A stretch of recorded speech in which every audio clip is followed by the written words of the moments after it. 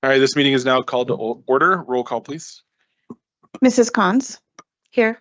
Mrs. Shandy, Here. Mr. Wilburn, Here. Mrs. Yanez, Here. Mr. Salt. Here.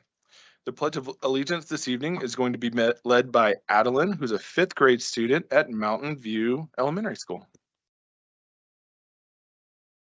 I pledge allegiance to the flag of the United States of America and to the republic for which it stands, one nation, under God, indivisible, with liberty and justice for all.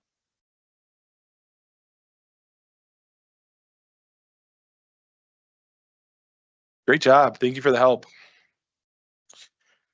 All right, tonight we have Encompass Heights Elementary School and Mountain View Elementary School here for our board spotlight. If you all could stay after we're done, we'd love to shake hands with the students. We've got a little prize for them and take a few pictures. So without further ado, we'll start with Encompass Heights. Mrs. Yanez.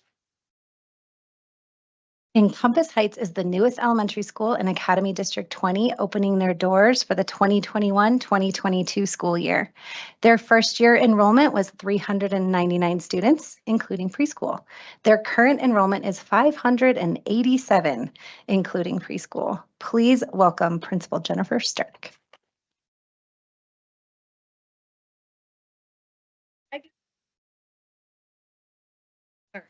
Thank you. I get the pleasure of introducing Sarah Sakamoto. She is our rock star ESL teacher. She opened the building with us, and she'll share, I don't want to steal her thunder, but grown the program exponentially. So we chose to do a video. So unfortunately, our kiddos are not here, but you get to see kiddos on our video. But with that, Sarah's work and the growth she's done, we're still not quite full-time. That's our biggest wish for next year, is that we have the full-time support, just because it is such a growing population. But with that, I will turn it over to Ms. Sakamoto. Thank you. Members of the school board, Superintendent Haberer, ladies and gentlemen, thank you for this opportunity to showcase Encompass Heights Elementary School. My name is Sarah Sakamoto and I teach ESL at EHES. We all like to start with our why. I teach ESL at Encompass Heights because everyone in my family is multilingual, many of us learning by immersion. We lived in Germany and Belgium, and my boys went to local public schools, which I can tell you is really, really hard for both families and students. But we also learned firsthand through adversity and success that being culturally and linguistically diverse is a superpower. At Encompass Heights, we like to say the power is in the people. Well, I teach ESL because of the people. These are my students in the little paw print over there. And together with the amazing teachers and staff at Encompass Heights Elementary, we have a really awesome program. Let's look at some fast facts. Year one, opening year, new school, new program. We started with 7 ESL students, and by the end of the school year, we had moved up to 10, 7 languages other than English represented. And at the end of the year, we were able to successfully redesignate 2 students out of ESL. And now for my favorite part. Let's meet a multilingual husky. Hi, my name is Nimish. I'm at like home. I like Marty. My parents come from. I have my mom and dad, my brother, and I live my own in my house. This language is very awesome. You're gonna love it. It's Marty. What's awesome about Marathi? It's an Indian language. Yeah, Just like Satvik speaks another language, just like us. that's right. And you guys both come from India, don't you? That's so cool. Do you enjoy ESL at your school? Yes. What do you enjoy about it? I like how the colors are painted. And the school is very new. Oh yeah. The school has been built for many years. Yeah. What do you learn in ESL, Nimish? Some coloring pictures and some more fun things. Do you enjoy it? Yes. Yeah. Do you think that ESL is important? Yes. Why? Because for learning more things and just writing. Mm-hmm. It helps you with your writing for sure. Yes. You've come so far. You've made so much progress, and I'm really proud of you. I know.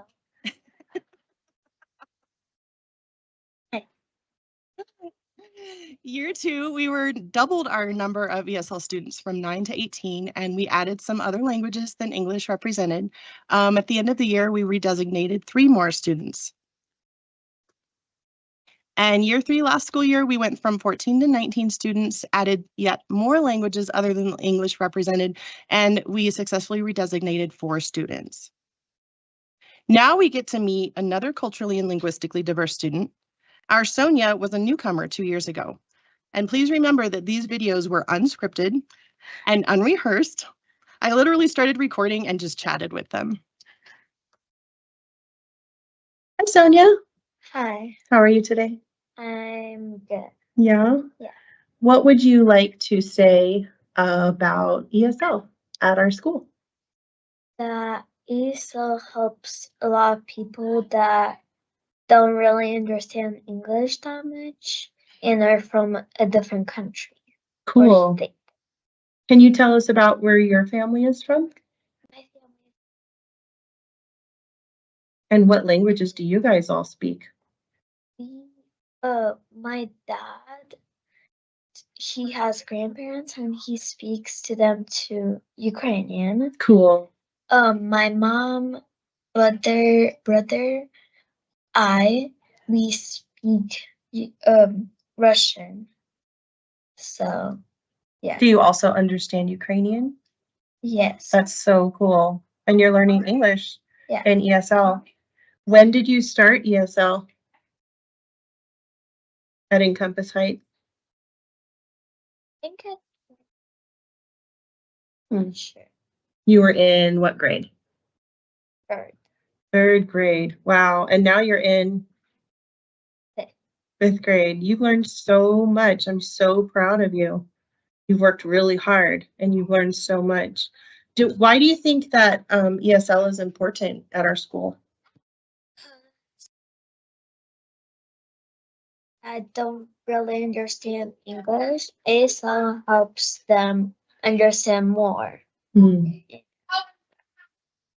What about ESL do you really like at your school? I like ESL really much because it helps me. When I came here, I didn't really know anything, but now I know a lot. One of the coolest things about ESL at our school is how diverse we really are. Here's a breakdown of home languages across our school district, and as you can see, about 1/3 of our multilingual learners speak Spanish. Now look at the languages represented just at Encompass Heights. We have a beautiful rainbow of multilingual learners, and it grows and changes every single year. Another cool thing about our school is our non-ESL Huskies who also represent global cultures and experiences. I started this project in year 2 and was astounded at how much diversity of experiences we all bring to our community with our military families, choice enrollments, and neurodiverse populations, including students with dyslexia. We've literally got the world covered, and we all need each other and can value and learn from one another. Here comes another English language learning expert. Joshua came to us from Colombia in 2023. Good afternoon, Joshua. Thank you. How are you today? Good. Yeah. Yeah. What do you think of ESL? Good. Yeah. What's good about it? That makes me smart or know all the equations. Oh, wow. Yeah. ESL helps with that, doesn't it? What about being a student who speaks Spanish at home? Yeah, Isn't that super cool? Luna speaks Spanish. My brother too. Yeah. They are 3 students that speak Spanish. And you all go to Encompass Heights together. Yeah. That's pretty cool, right? Mhm. What do you want to say about ESL at Encompass Heights? I would say ESL is very, very nice and so good for kids Because because you can practice and answer the hard equations. So ESL the even helps you in equation- math. Yeah, Awesome. or the equations you don't know. I sincerely hope that from this showcase you can see that at Encompass Heights, we embrace our diversity. We help all to be champions of success. We empower our ESL students and we savor our stories. Our ESL program continues to grow every year. We continue to successfully redesignate multilingual learners as they acquire English proficiency, and we value and appreciate our diversity as a unique asset. Thank you. You did amazing, huh? Thanks, Sarah. Great job. All right, thank you so much. Next, we have Mountain View Elementary, Miss Shandy. Mountain View is one of the oldest schools in the district, founded in 1965, and was one of the first technology magnet schools in 1992. Please welcome Principal Corinne Gorsh.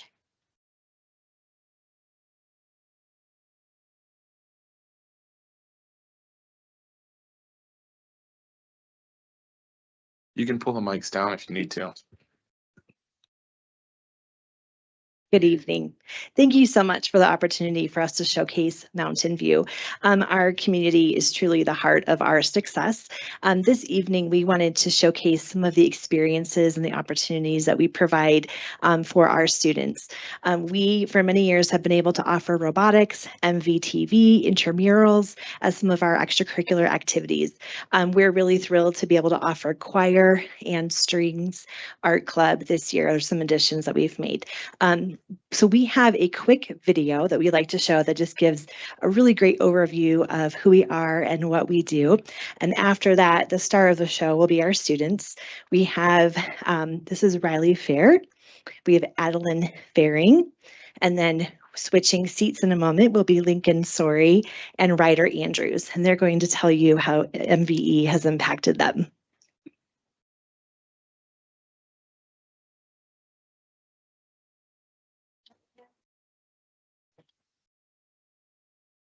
At Mountain View, we prioritize social emotional learning throughout our daily routine to help our students develop resilience, problem-solving skills, and interpersonal skills. Our morning meeting prepares students for success, while the closing circle at the end of the day helps them reflect and feel refreshed. We have adopted the ruler curriculum from the district to teach children to label and regulate their emotions, and each classroom creates a charter to outline the desired community feeling.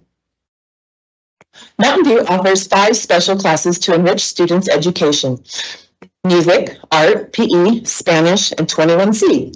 These classes connect with classroom content and standards and bring the school community together through various activities such as wellness events, musical shows, art galleries, health jams, kids' heart challenges, and book fairs.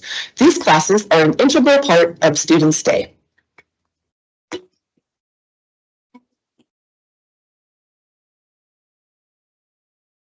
At Mountain View, we prioritize the academic journey of each student. Our classroom teachers and support staff use a wide variety of assessment resources and instructional practices to identify the strengths and needs of all students. We then tailor our instruction to both challenge and support each child in the ways that are necessary for them as individuals. In the 21C, our students are involved in STEM and STEAM activities where they learn through the design thinking process. This hands-on approach helps to develop problem-solving and critical thinking skills. Working as part of a team, our students have the opportunity to discover their potential and pursue their passions for the future. As a teacher at Mountain View, I love the fact that we have a defined core curriculum that we follow. However, the best part is that we are given the flexibility to use our creativity to engage students and help them better understand the content through experiential learning. We use hands-on activities, real-life simulations, and field trips that are tied to the curriculum to reinforce concepts and skills. Our ultimate goal is to make a lasting impact on our students. allowing them to take with them the knowledge and skills they have learned throughout their lives. Inside the classrooms, you can see how technology is utilized to enhance the teaching and learning experience and to promote creativity. A variety of activities are offered at Mountain View to connect students and families. I like being part of MVTV because I edit and create unique videos, operate and be on camera, and inform our school and community about special events. I like art club because I do fun things and I do projects that I've never done before.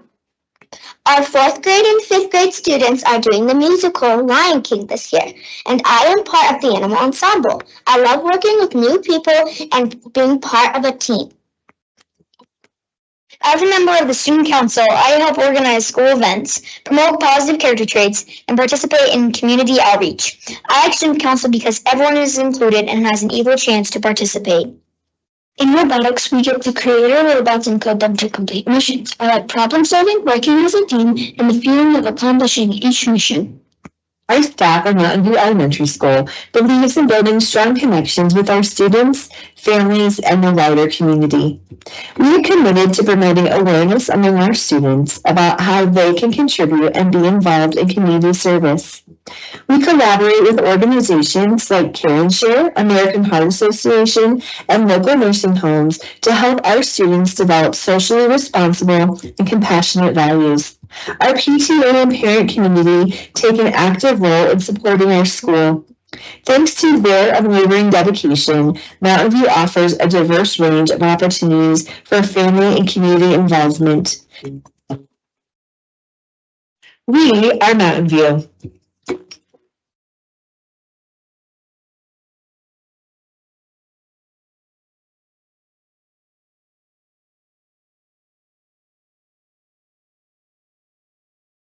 Hi, my name is Riley Fair.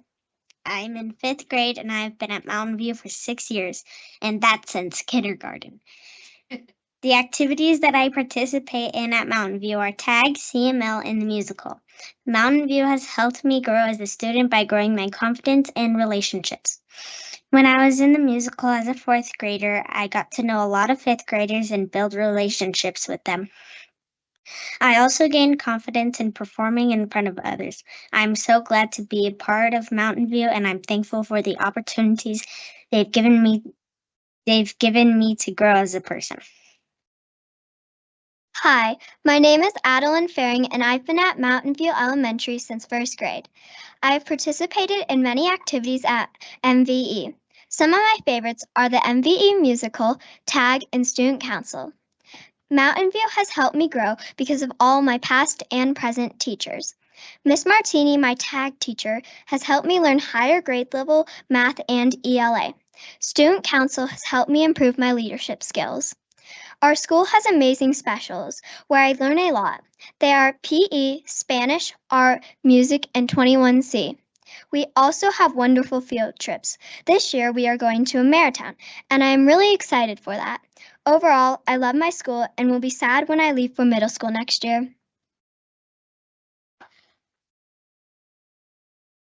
My name is Lincoln Story, and I've been going to Mountain View Elementary for 5 years now, and I'm in 4th grade.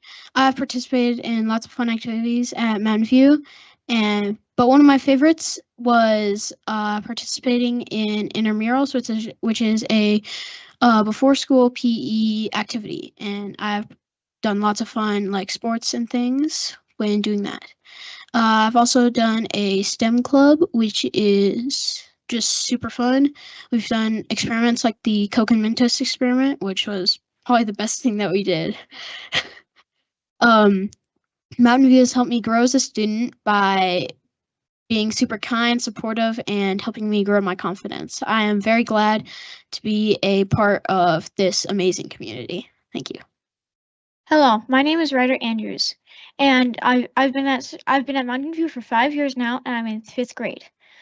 I'd like to share that some activities I've participated in are MVTV, the musical, and intramurals.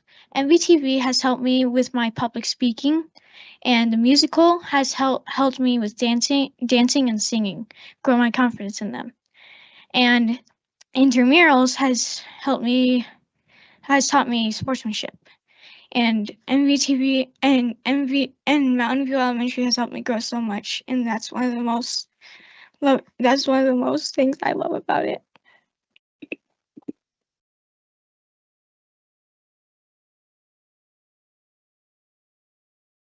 Thank you. Didn't they do an amazing job? Can we give them another round of applause?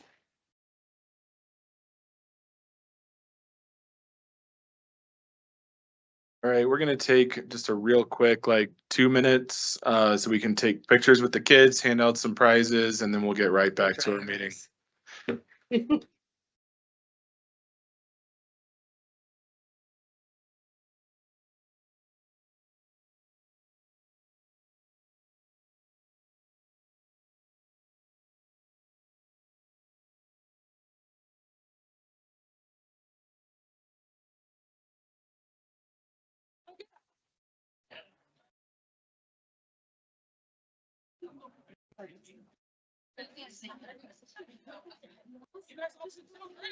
You can all take my job any day. Good job. Okay.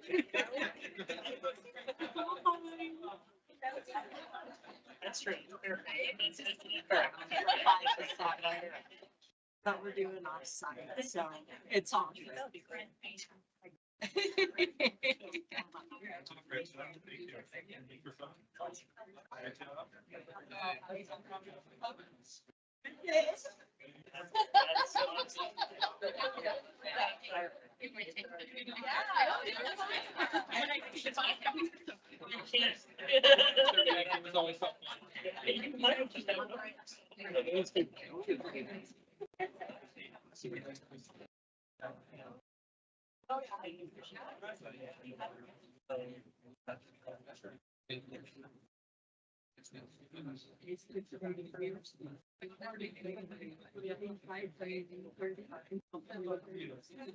I gotcha. All right, 3, 2, 1. Those were great. Thank you guys so much.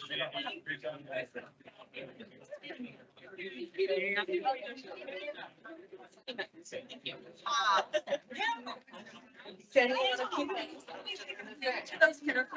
right.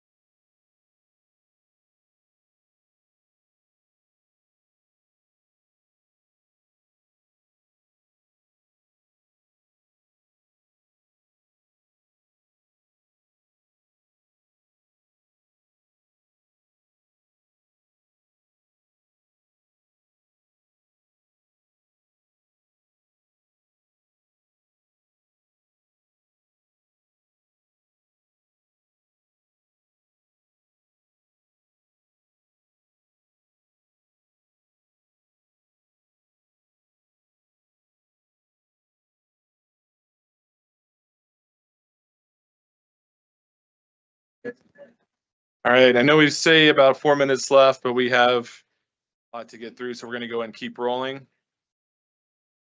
Ms. Mattson Bonet, are there any updates to the agenda? There were updates to the agenda. The board was notified of these. Thank you. Members of the board, are there any items you wish to move from the consent agenda? Are there any discussion items to be added to the agenda? May we have a motion to approve the agenda, please? Moved. Second. Roll call. Mrs. Cons? Aye. Mrs. Shandy? Aye. Mr. Wilburn? Aye. Mrs. Yanez? Hi. Mr. Salt? Aye. Tonight's board quote is from Miss Shandy. Mark 12:31, love your neighbor as yourself. There is no commandment greater than this. We just came from a funeral of one of our 12-year-old students, and it was tough. It was beautiful, but it was tough. But it was a great reminder how precious life is. And we as a community really need to choose to love each other and bless each other. And I'm proud of our board for doing that with the things that we're doing.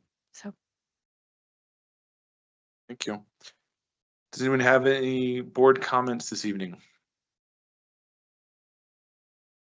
Ms. Haber will talk about it, but just want to congratulate all of our staff and teachers, students. It was an amazing year. Thank you so much for all the work that you guys have put in. I know we'll see more on the data later, but it's a big celebration. So thank you for everything that you guys do throughout the year.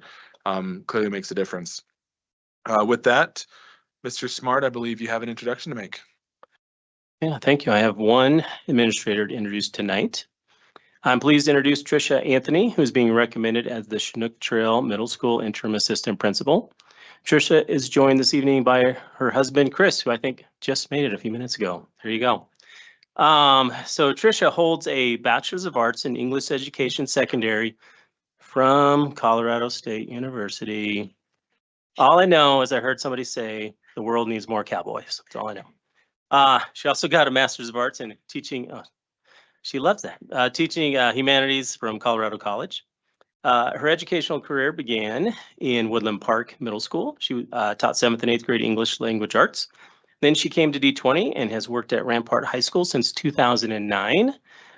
She's done a lot. I don't know if she did all these things at the same time, but I'm going to tell you what she did. She was an English teacher and literature teacher. She was an AB coordinator, IB extended essay coordinator, department chair, all those things. Probably some of those things at the same time. Yeah, there you go. Wore a lot of hats for sure. So we are pleased to recommend Tricia to you tonight for the position of Chinook Trail Middle School Interim Assistant Principal. Anything you'd like to say? I just wanted to say thank you to the board. Thank you to Tom and the leadership and the staff at Chinook for the opportunity. And thank you to Megan and Pete and the staff and leadership past and present at Rampart for feeding my soul and growing me and teaching me to make bold moves. Thank you.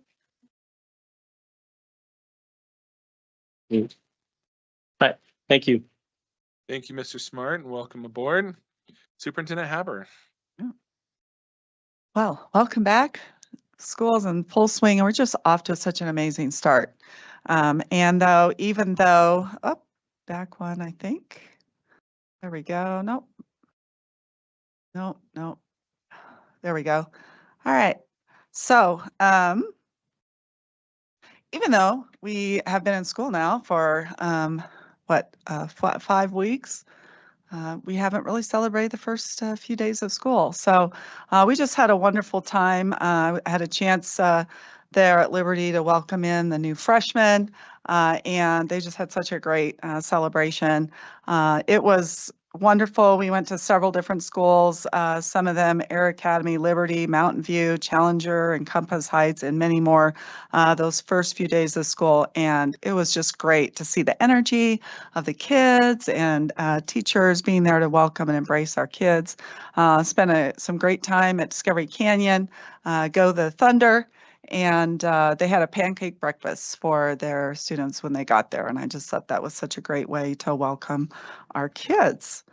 So as Director Salt said, we are so excited. For 16 years in a row, District 20 has been accredited with distinction. And that is not an easy feat. It's due to the very hard work of our teachers, all of our staff, and our amazing principals and the support that's given here at the EAC. It really is a Team One effort for this to happen. Not many districts, if any, have had this string of success. And so once again, we were accredited with distinction, and we even went up 2 whole points on our performance framework. And I know that Jolynn, I'm glad she's here tonight. She's going to tell us all about the frameworks and some of the CMAS results. I know we had ESL represented here tonight, and we saw some great growth with our ESL learners this past year. It was really exciting to see. So we know that the state recognizes different schools, the governor's awards, but we really felt like it was important to recognize our schools here in our district as well. And so just a little bit, the Colorado Department of Education puts together district and school performance frameworks that provide a school plan and type of accreditation. Official ratings are based on several different indicators, and just like we take a whole child approach with our students, we take a whole child approach with our schools as well. So academic achievement, academic growth, post-secondary and workforce readiness are all really important components, and the state really looks at how we're doing in all of those areas and gives us a special designation as a result. The state board is the one that defines the cut points of accreditation ratings, and based on all of the various percentage points that are earned within the framework. So we had 22 schools that were accredited with distinction, which is absolutely phenomenal and amazing. And so what we decided to do is we said, well, let's recognize the schools who were accredited with distinction and share the percentages that they also had on their framework. And thank you. I know that after a long, hard day, we have several principals here today. So when I mention your school, also understand that, you know, some principals weren't able to come, but I know that there were several that were able to. So, for the 90s, those who got a 90% on their performance framework, Antelope Trails Elementary School, Laura Crescent, where is she at? Would you please stand? Antelope Trails had the highest percentage of accredited with distinction. Challenger Middle School, where's Deb's there? Yeah. Challenger saw some huge growth last year and had the 95.5% growth. TCA High School, not sure if they were able to make it, but they had a 94.5%. Let's give them a hand. Pioneer Elementary School, 92.2%. Yay!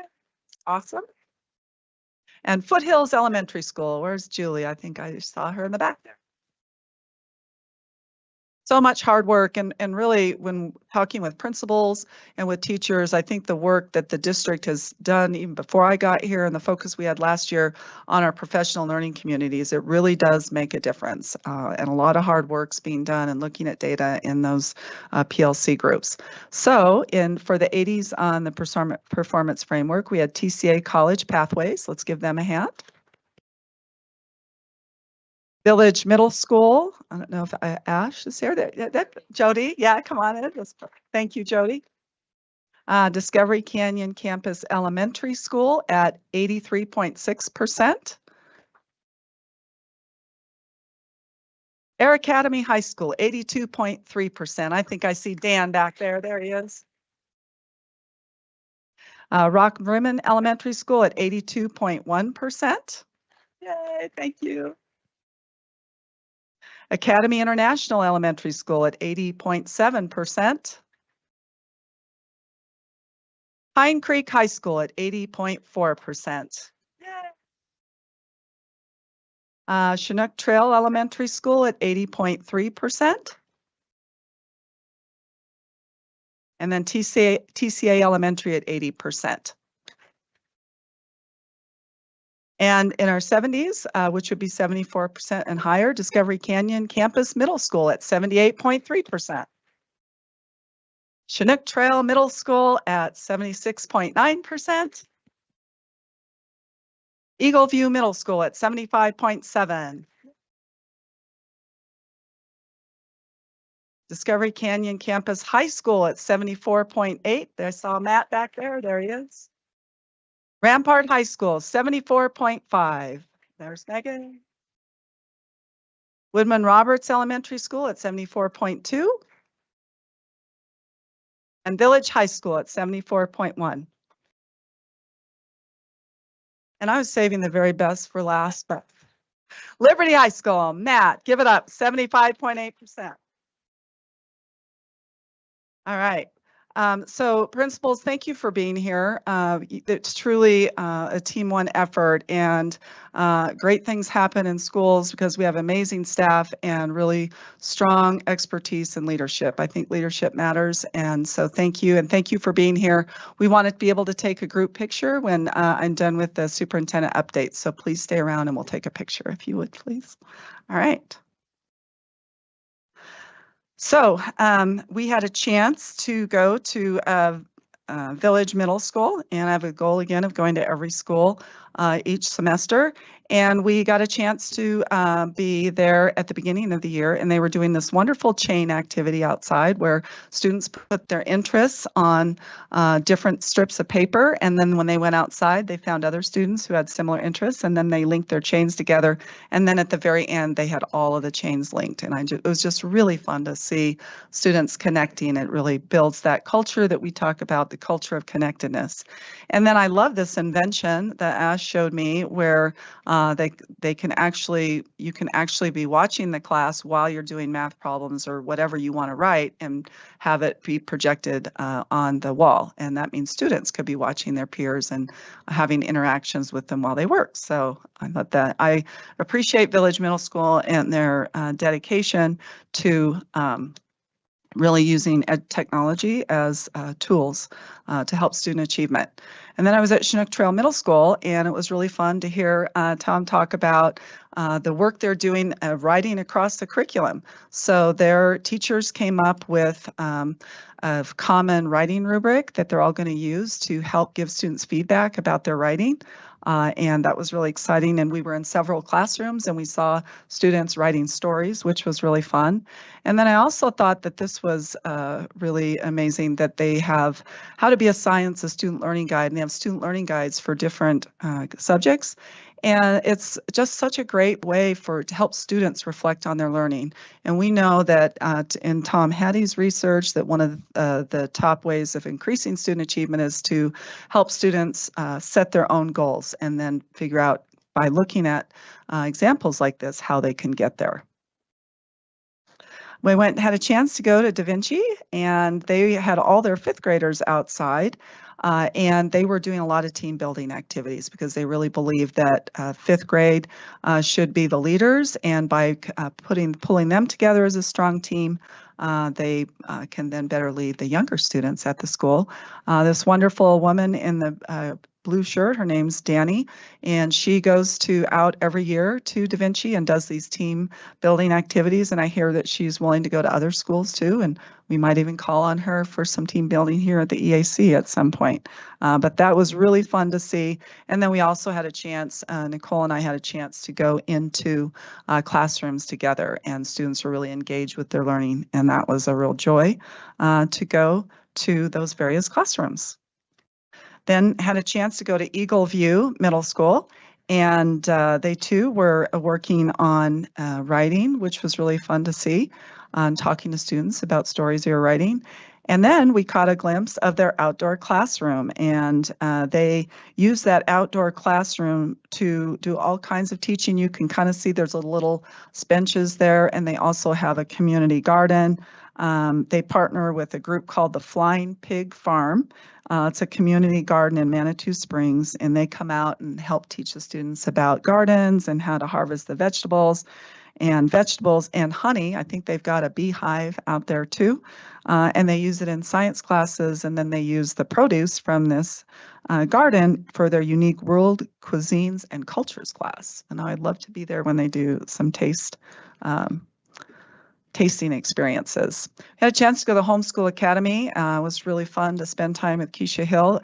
They had their high school students out learning how to paddleboard at a nearby lake. So that was great. The kids were all yelling and just having a great time. And I asked one student what was the best experience, and they said, because we're all really helping each other to get good at this. And we were kind of scared to get on it at first, but we all cheered each other on, and they're just having a great time.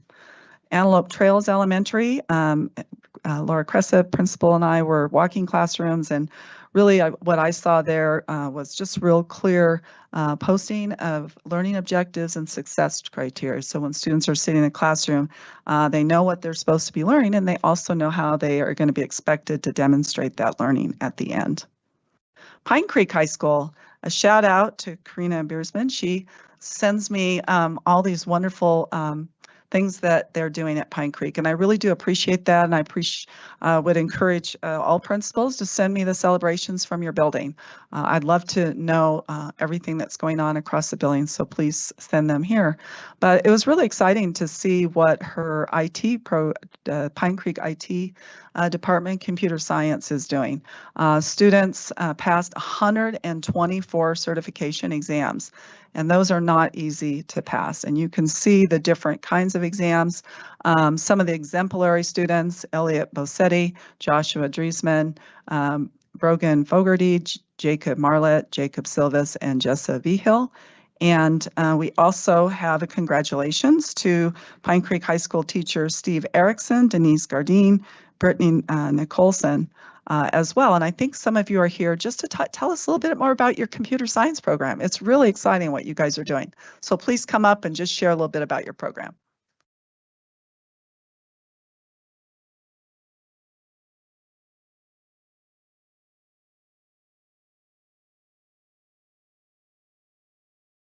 Hi, I'm Denise Gardner. I'm Steve Erickson. Steve's the talker. Okay, Steve. Lay it out for us. Well, so I'm a computer science teacher. I'm also a cyber patriot coach. I do esports. I'm a DLC as well.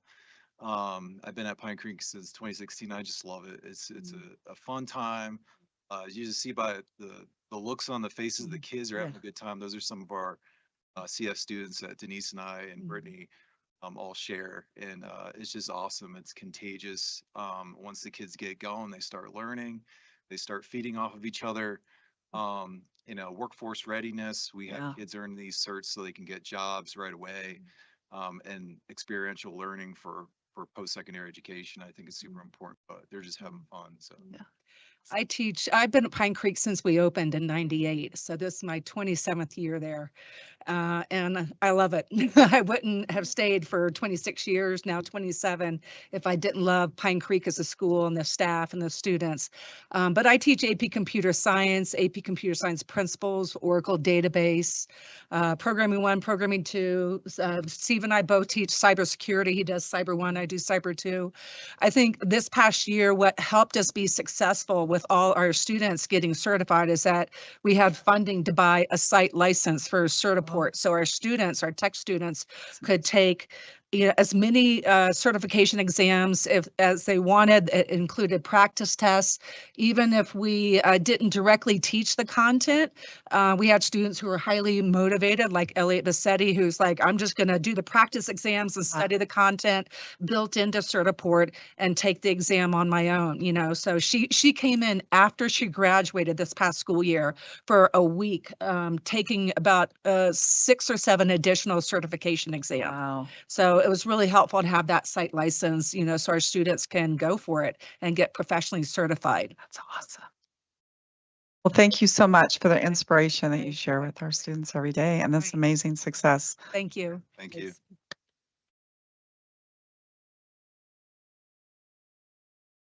So a few more celebrations from Pine Creek. A huge congratulations to Pine Creek artist Emma Hazley.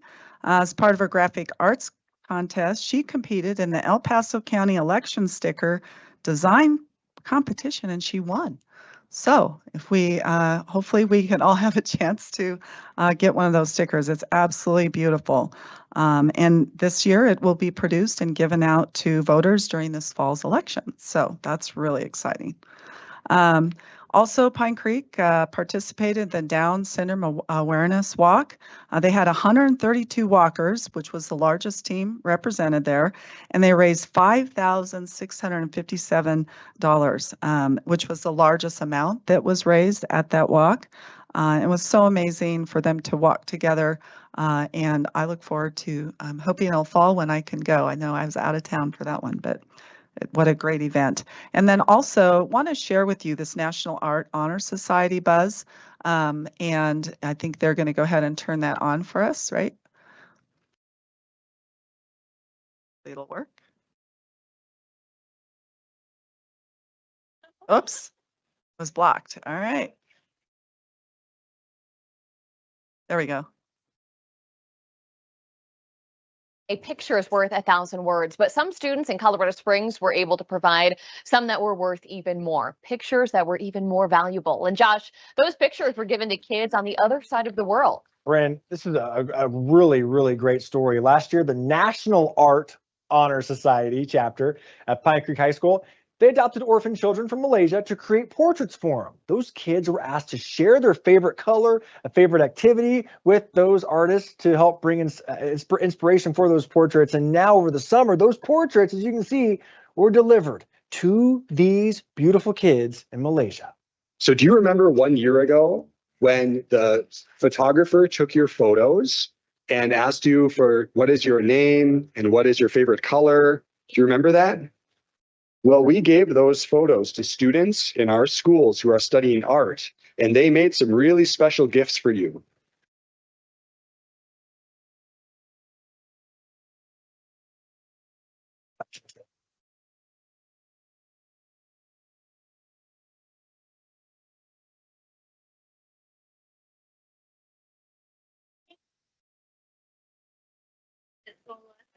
I'm keeping this for him.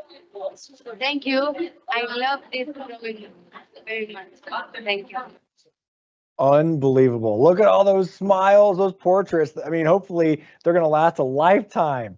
And even the artist, they had a photo of them on the back of themselves, and they traced their hands on it too, so the kids would be able to touch hands with them. Now, keep in mind, these kids didn't have parents snapping photos with them growing up, so these unique pieces of art are very special to everyone involved. We want to say thank you to you amazing people.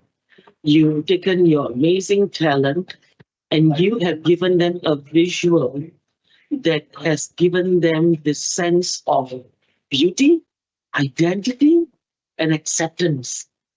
Just an awesome way to connect students, older students with younger students from the other side of the world and truly make an impact. Hey, is there something impacting your school in a great way? Someone truly remarkable, something remarkable going on? So let's give all the great things that are happening at Pine Creek, and especially this amazing program. All right. So we also have a lot going on with our post-secondary readiness programs, in addition to the wonderful work that's doing in the computer science program at Pine Creek. The Pikes Peak Business and Education Alliance really connects students and talents and interests together with workforce. And we had seven students who completed 60-hour summer internships with various regional business partners, which included Katie Reiser from Air Academy High School, Catherine Culp from Pine Creek High School, and Haley Clark from Rampart, and Luke Wise at Pine Creek High School. And Catherine did an internship at the Marriott and then was also hired for an internship afterwards. So such great ways of connecting with our community. Ryan Wise is at Pine Creek, Joshua Driesman, Pine Creek, and then Kaylee Canberra at Rampart High School. And we just say a thank you to PPBEA and the work that they do with our students. Had a chance to meet our wonderful students who are in the Teacher Cadet Program. It's a 2-year career technical education pathway that where students learn the foundation and nature of teaching. They even build lesson plans, practice presenting those lessons, and they have field experiences in the classroom. And then in addition, teacher cadets can apply for college credit in partnership with UCCS. So, and these students, you know, we asked each one of them what inspired them to want to become a teacher, and they all mentioned teachers and how even like back to first grade, kindergarten. And I said, why? And it's just because they made me feel special. They saw me and they really cared about me. So grade school all the way up, we make a difference in the life of a child. And so it was really fun. The 8 students were Isabella Candelera, Lily Carlson, Rachel Falk, Sophia Goodwin, Abby Green, Charlize Hibner, Kate Henneman, and Hannah McKay. So just delightful to be able to spend time with them. And they met with various folks throughout the EAC on that day. And then, as you know, we opened our Aspire program on August 7th. Aspire provides a smaller, more intimate setting for students while maintaining the structure of a high school environment, but in a way that allows for more personalized support. So we're thrilled to be able to launch this program, and I know they have plans for growing it as they take on more students. And then a shout out to Discovery Canyon Campus Middle School. Emily Heinrich, I'm not sure if she was able to come. Where is she at? Would you please stand up? Let's give it up for Emily. She's amazing. Emily is the IB coordinator at Discovery Canyon Campus, and she's been accepted to the 2024 Peace Teachers Program at the U.S. Institute of Peace. Emily Heinrich was selected because of her proven commitment to incorporating critical issues of international conflict, peace, and peace building into her classroom. She's one of 26 educators from across the country and the only teacher from Colorado selected to join this year's cohort. So let's just give her one more round of applause. Congratulations, Emily. And next, Pete Risting, I think, is one who shared this photo with us. We appreciate that. You know, we recently hired on several new security officers, and every elementary that I've gone to, the principals just can't say enough about how much they appreciate their presence. And I see them, you know, bonding with kids and really creating that culture of connection. So Pete, thanks you for sharing this with us. This is Officer Gabriel Madrigal, who is the security officer at Rock Rimmon Elementary School. He's a retired U.S. Army soldier with 21 years of service. And he's, again, one of the new officers that we hired over the summer. And you can see he's clearly making a difference with our students. So we just appreciate all of our security officers. I know they have a real heart for students.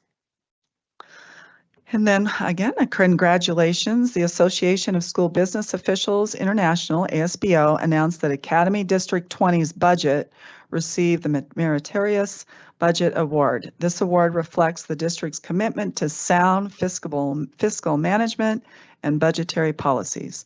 So congratulations to the entire business services department, and that includes Becky Allen, our Deputy Superintendent, CFO, Kathy Watts, Executive Director for Business Services, and Tony DeMott, Director for Budget and Finance. Let's give them a round of applause.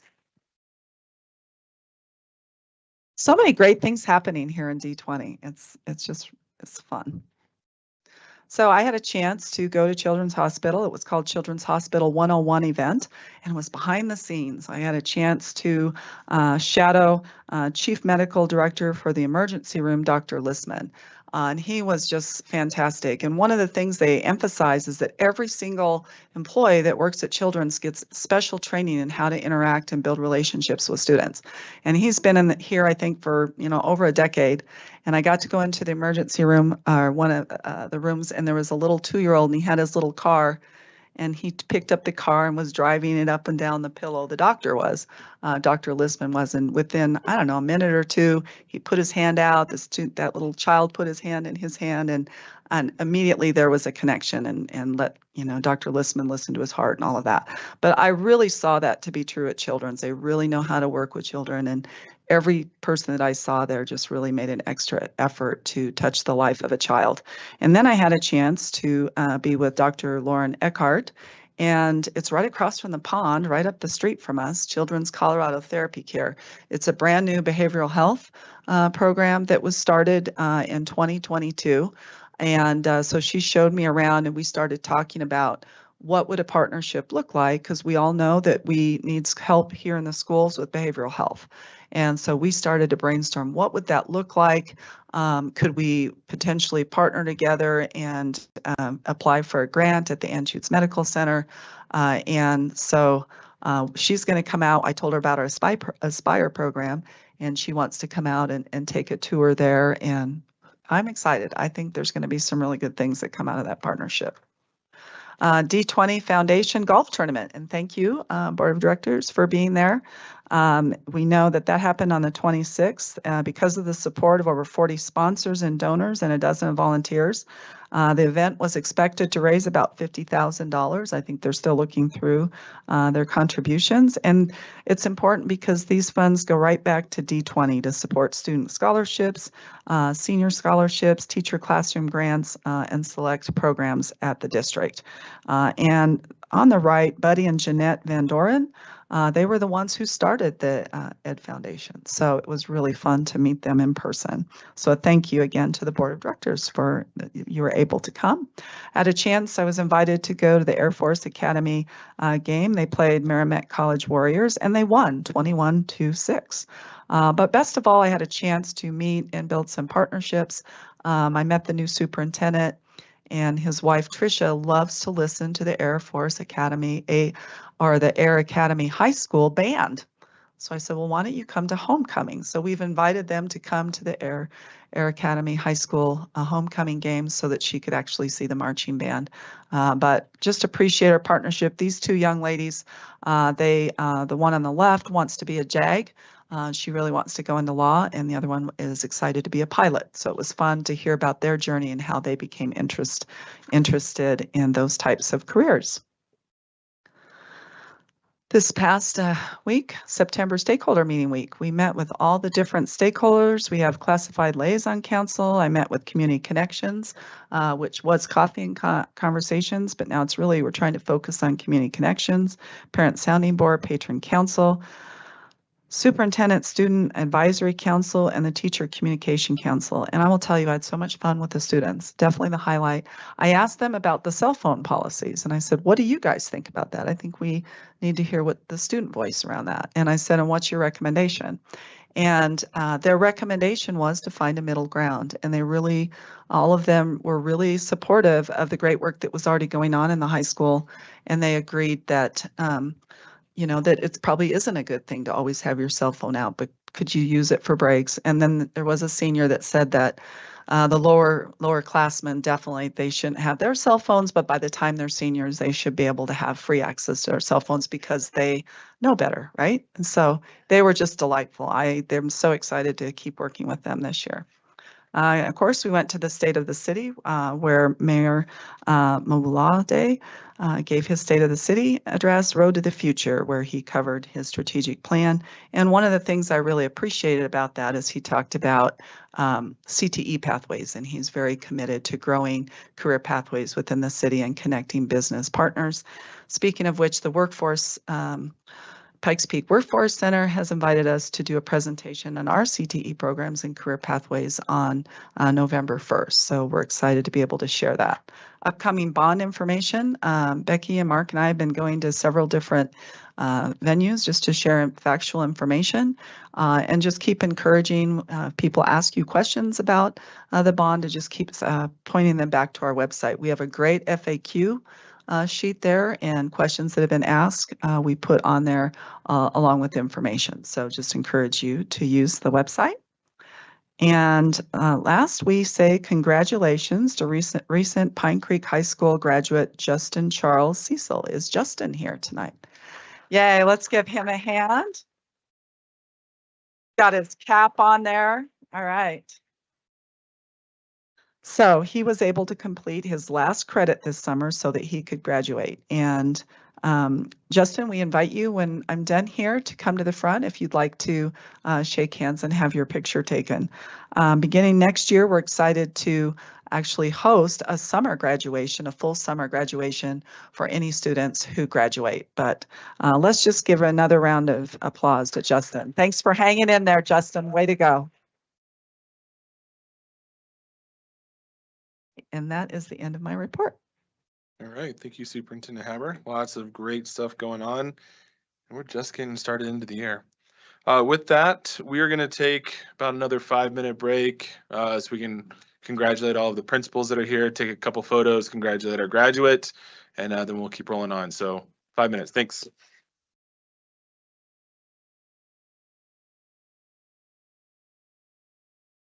So your eyeball. I touched.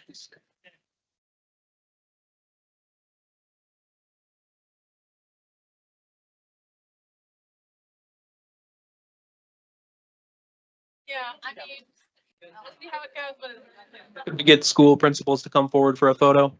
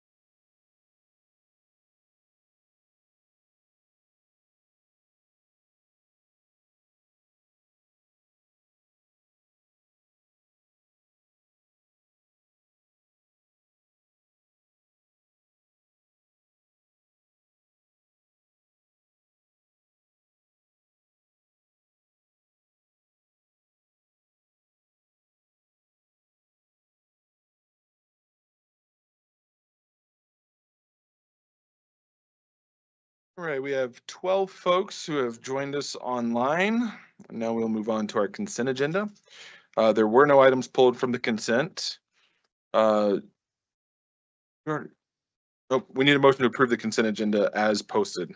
Moved. Second. Roll call, please. Oh, Would you like me to do it?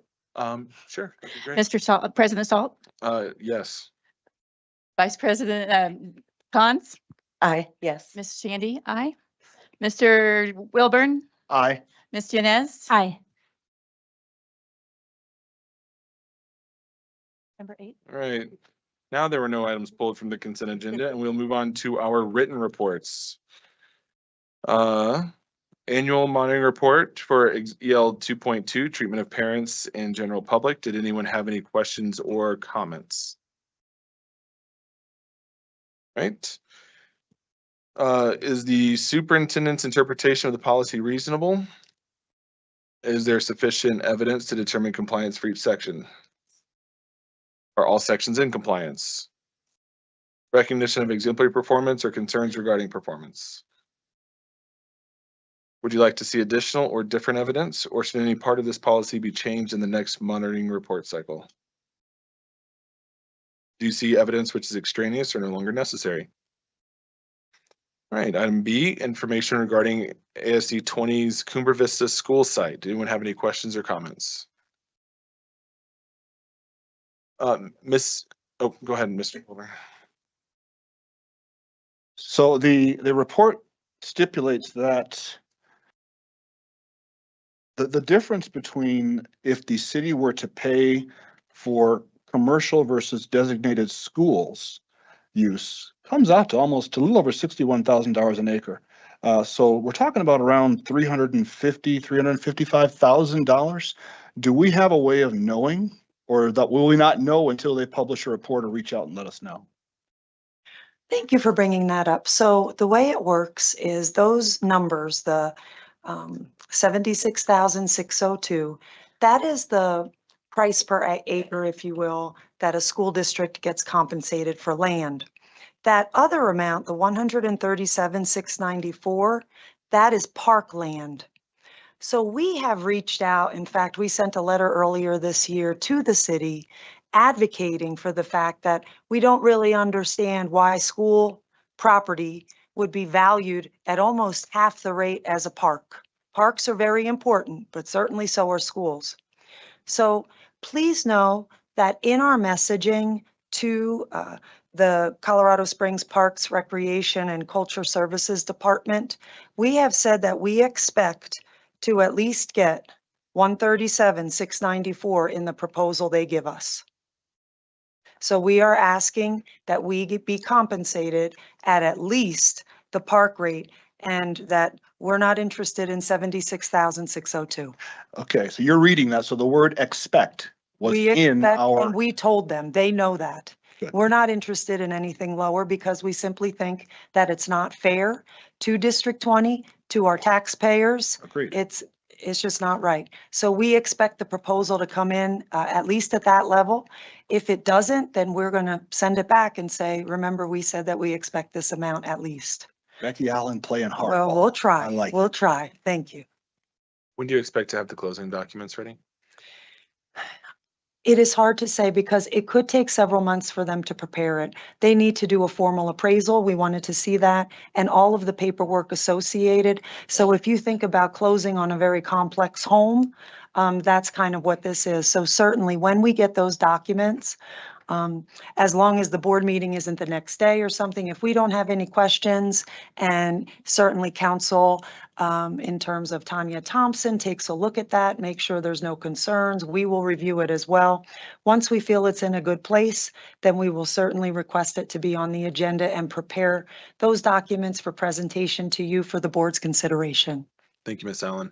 Thank you. Any other questions? If I may, Ms. just Thompson. point of clarification, those dollar amounts that Ms. Allen just offered were price per acre, not the total purchase price proposed.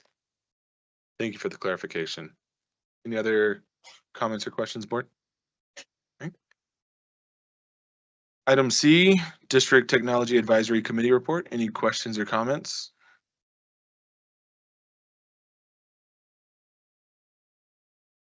Mr. Wilburn. Thank you to everybody involved in this. This was a immensely informative report. And I noticed the makeup of the committee, and this isn't necessarily a bad thing. I'm just wondering how it was done. The students on the committee were all from Pine Creek except one. I'm assuming that was just for logistics and ease of moving people around and what have you. Is there a reason other schools weren't pulled from other than that? Okay, again, I'm not saying that's a bad thing. It's not a bad thing. I was just curious. Is this on? Okay. We were really soliciting for students, so it was open.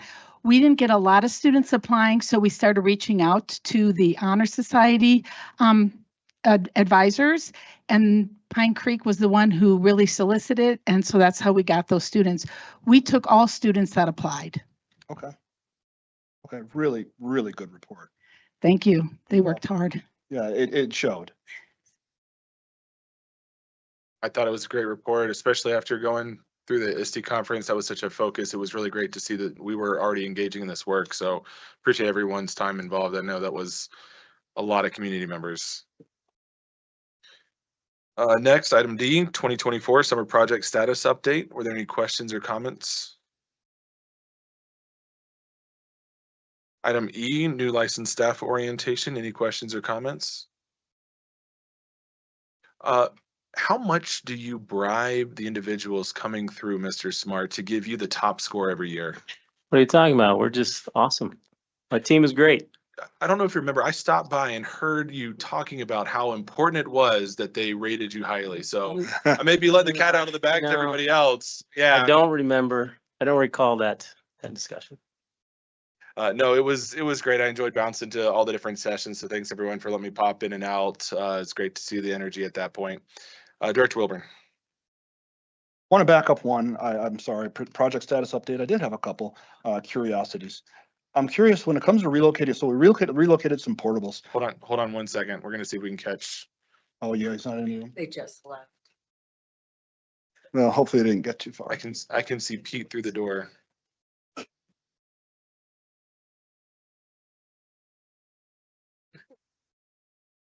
Make it worth his while to be here. There we are.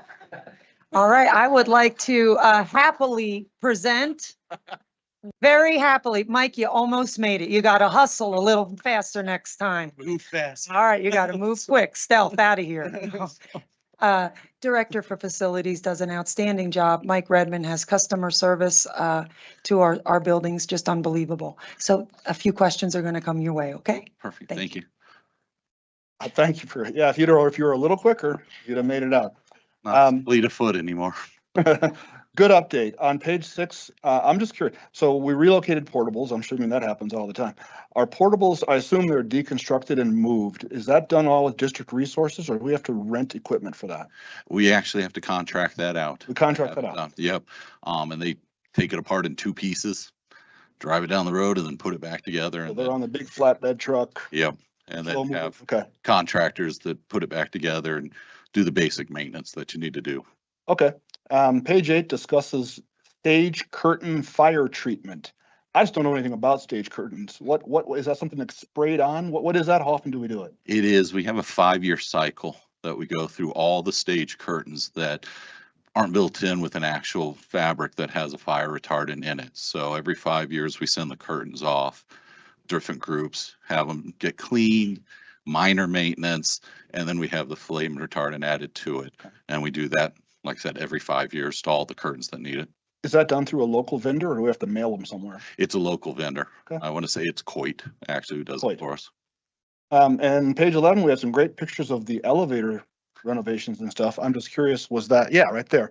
Was all of that cosmetic, or did we have to have some mechanical work done? It's actually about a $300,000 upgrade. It's some cosmetic, and then there's a lot of the internal mechanisms, buttons, different the pulleys and all the different pieces in the elevator that we upgrade.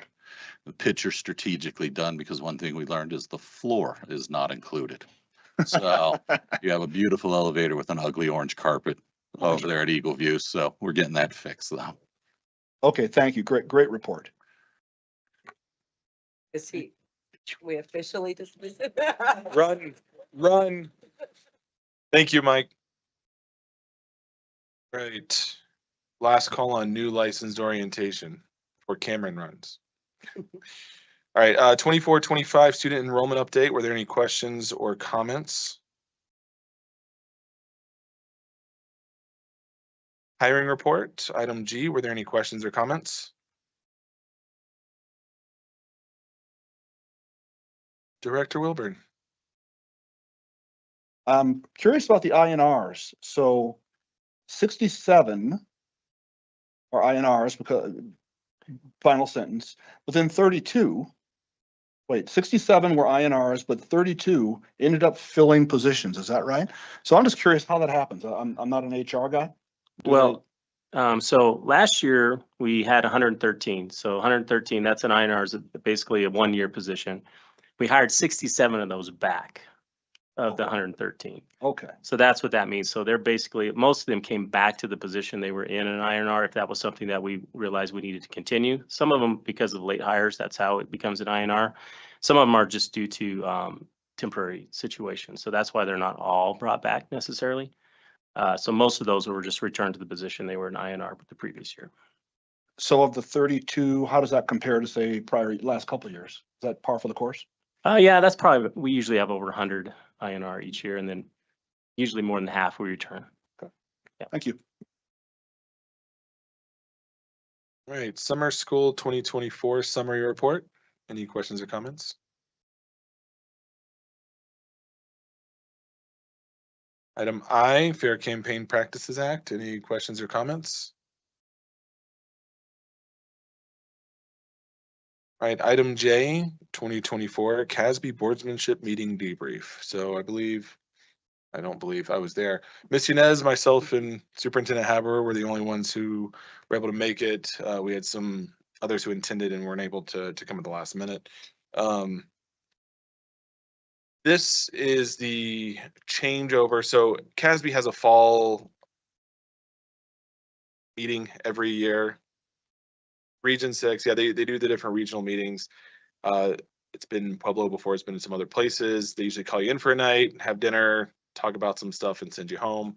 This is replacing that. And so the idea here was this was a boardsmanship academy and was really geared, and I'll speak for my interpretation, really geared toward new board members. And so they asked me about the format. I said, I think this is great for new board members. The problem was with the first part was legal updates and kind of implications. And the second half was really board dynamics and kind of the operation side of the board. The legal update was nothing but updates. So if you're a brand new board member, it was a little much to get your head around and dive into because you have to have a base understanding of where things were.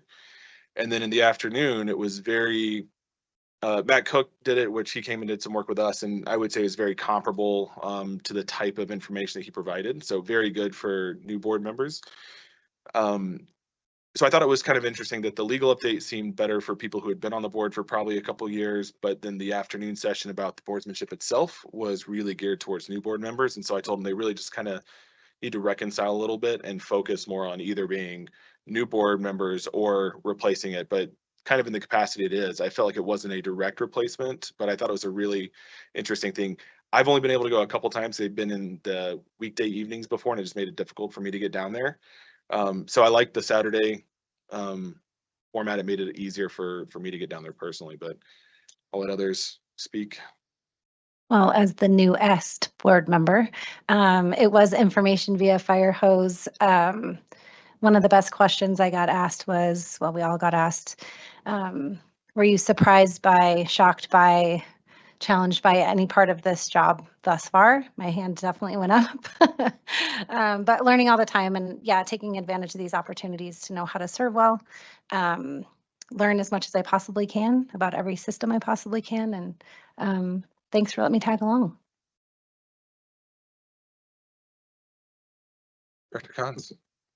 I did not attend this year, but I just want to give kudos to Ms. Thompson because when I have attended the past couple years, the legal update is pretty redundant because you do such a thorough job keeping us appraised of everything.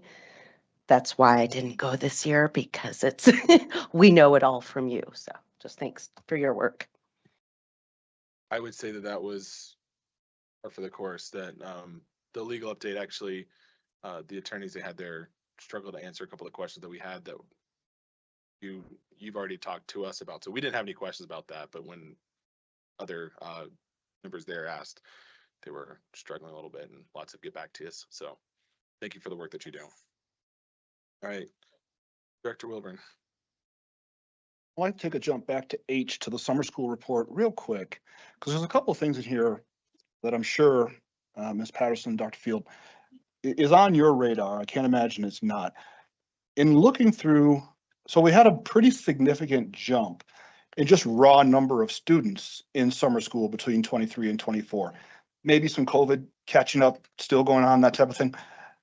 But I don't know if as a board and as an administration, we want to begin looking at and addressing PE. So by far, just like when I was in school, the largest number of kids taking summer school or taking some sort of mathematics course. And the second largest by a pretty good margin is those that are taking PE, because they need to make up for it, right? The truancy, what have you. And I mean, for most of us, those of us with some silver in our hair, summertime was your PE, right? You're out, you're riding your bike, you're playing baseball, what have you. And this is a trend that's nationwide. And we're having kids falling behind and having to chew up part of their summer or part of their lives, getting caught up because they're failing physical education. Don't know where that leads us as a board, but I think it's discussion that's probably worth kicking around, because it won't be long before 24% is 44% and it's 60%. And it's a vital resource. I think it's a vital education component that we're seeing numbers continually move in a direction that I don't think is healthy. Just want to bring that up. So for something as a board, we might want to put on an agenda at some point and talk about what's happening, what you're seeing, why you think you're seeing it, and can anything be done? Does that make sense? Sure. So we require, excuse me, 3 semesters of PE to graduate. And I'm looking at slide number, I think it's 5. And in our summer school, 82% of our kids who are in summer school are for advancement. They're trying to get ahead. And yes, we do have students who fail PE, but we also have a lot of students who like taking PE in summer school, so they can take other courses during the school year. So that's another big reason. And I'm sorry, Mr. Royer left. So, and he's long gone because he was moving. Yeah. Yes. So No, that's really good context. yes. Really good. Thank Okay, good.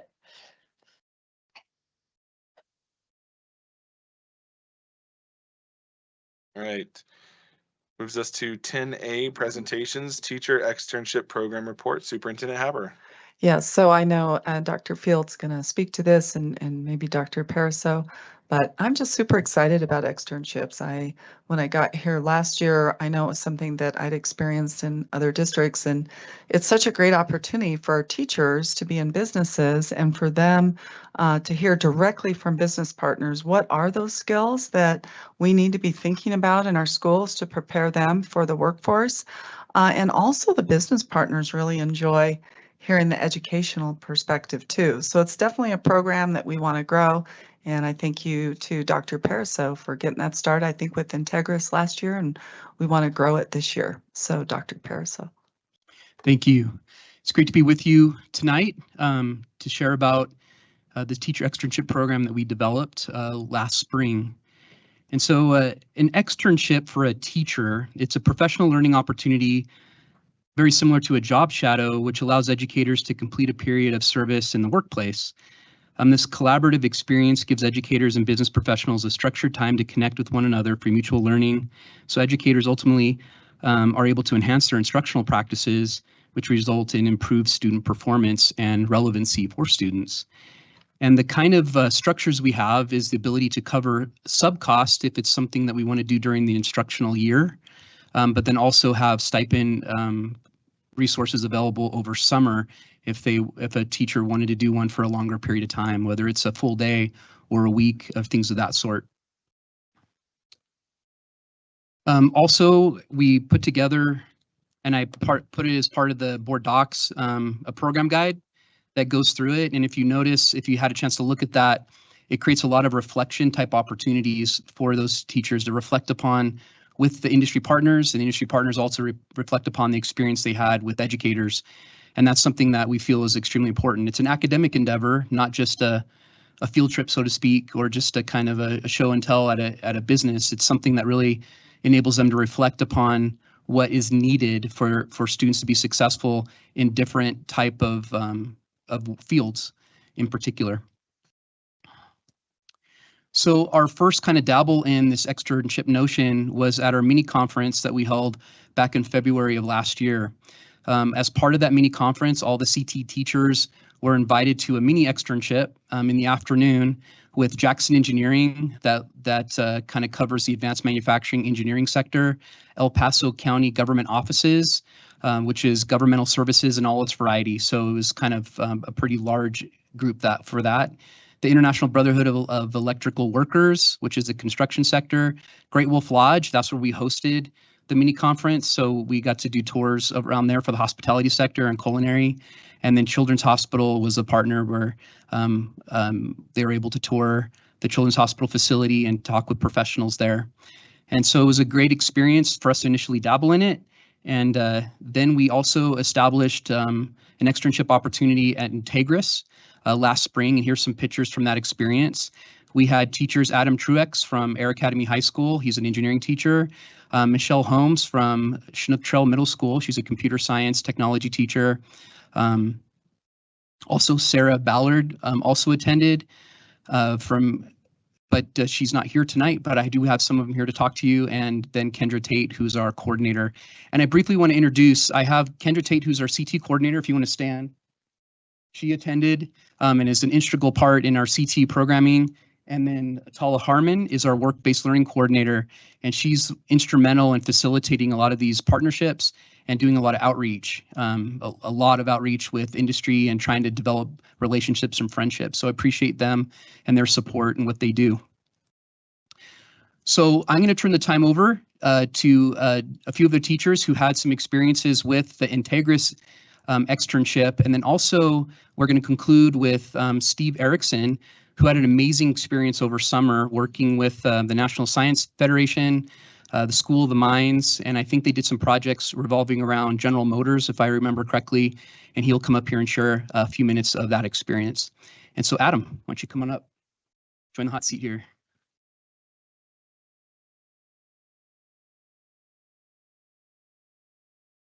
Hello, my name is Adam Truex. I teach engineering technology, and then I'm the department chair for CTE at Air Academy High School. I'm excited to talk about the Integris externship opportunity. It was an extremely impactful professional development. I just wanted to highlight a few of the key takeaways and future goals from the opportunity. So first, I want to also thank the Office of College and Career Services, Jamin, Tala, and Kendra for setting up this opportunity. It was extremely significant.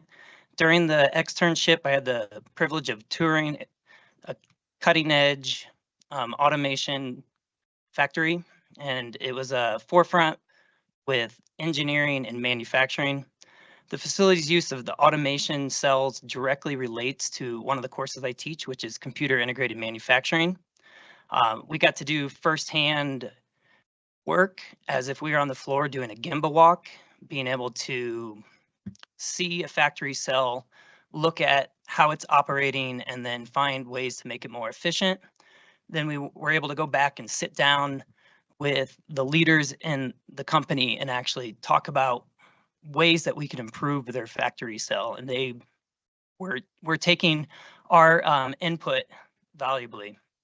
One of the other exciting aspects was how Integris develops their employees. I was impressed with how many employees that started as interns or co-ops and how committed they are to bringing in high school students for interns, where they might be able to grow right after graduation and into the company.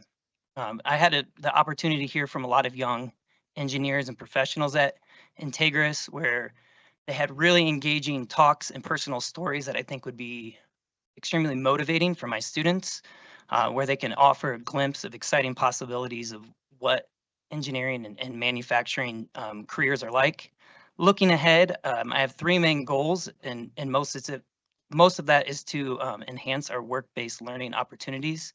So first and foremost, the guest speakers with those young engineers, I think they can really motivate and guide my students. Working on field trips so that we can organize and get kids to see what they're doing in the class and how it's not much different than what it's like in the actual factory. And then lastly, getting those students to engage in the internship opportunities. So I was grateful for the opportunity for the Integris externship. And I'd just like to thank you for allowing me to share with you guys today. And thank you again to the Office of College and Career Services for this opportunity. Thank you. Thank you, Adam. Now we hear from Ms. Holmes.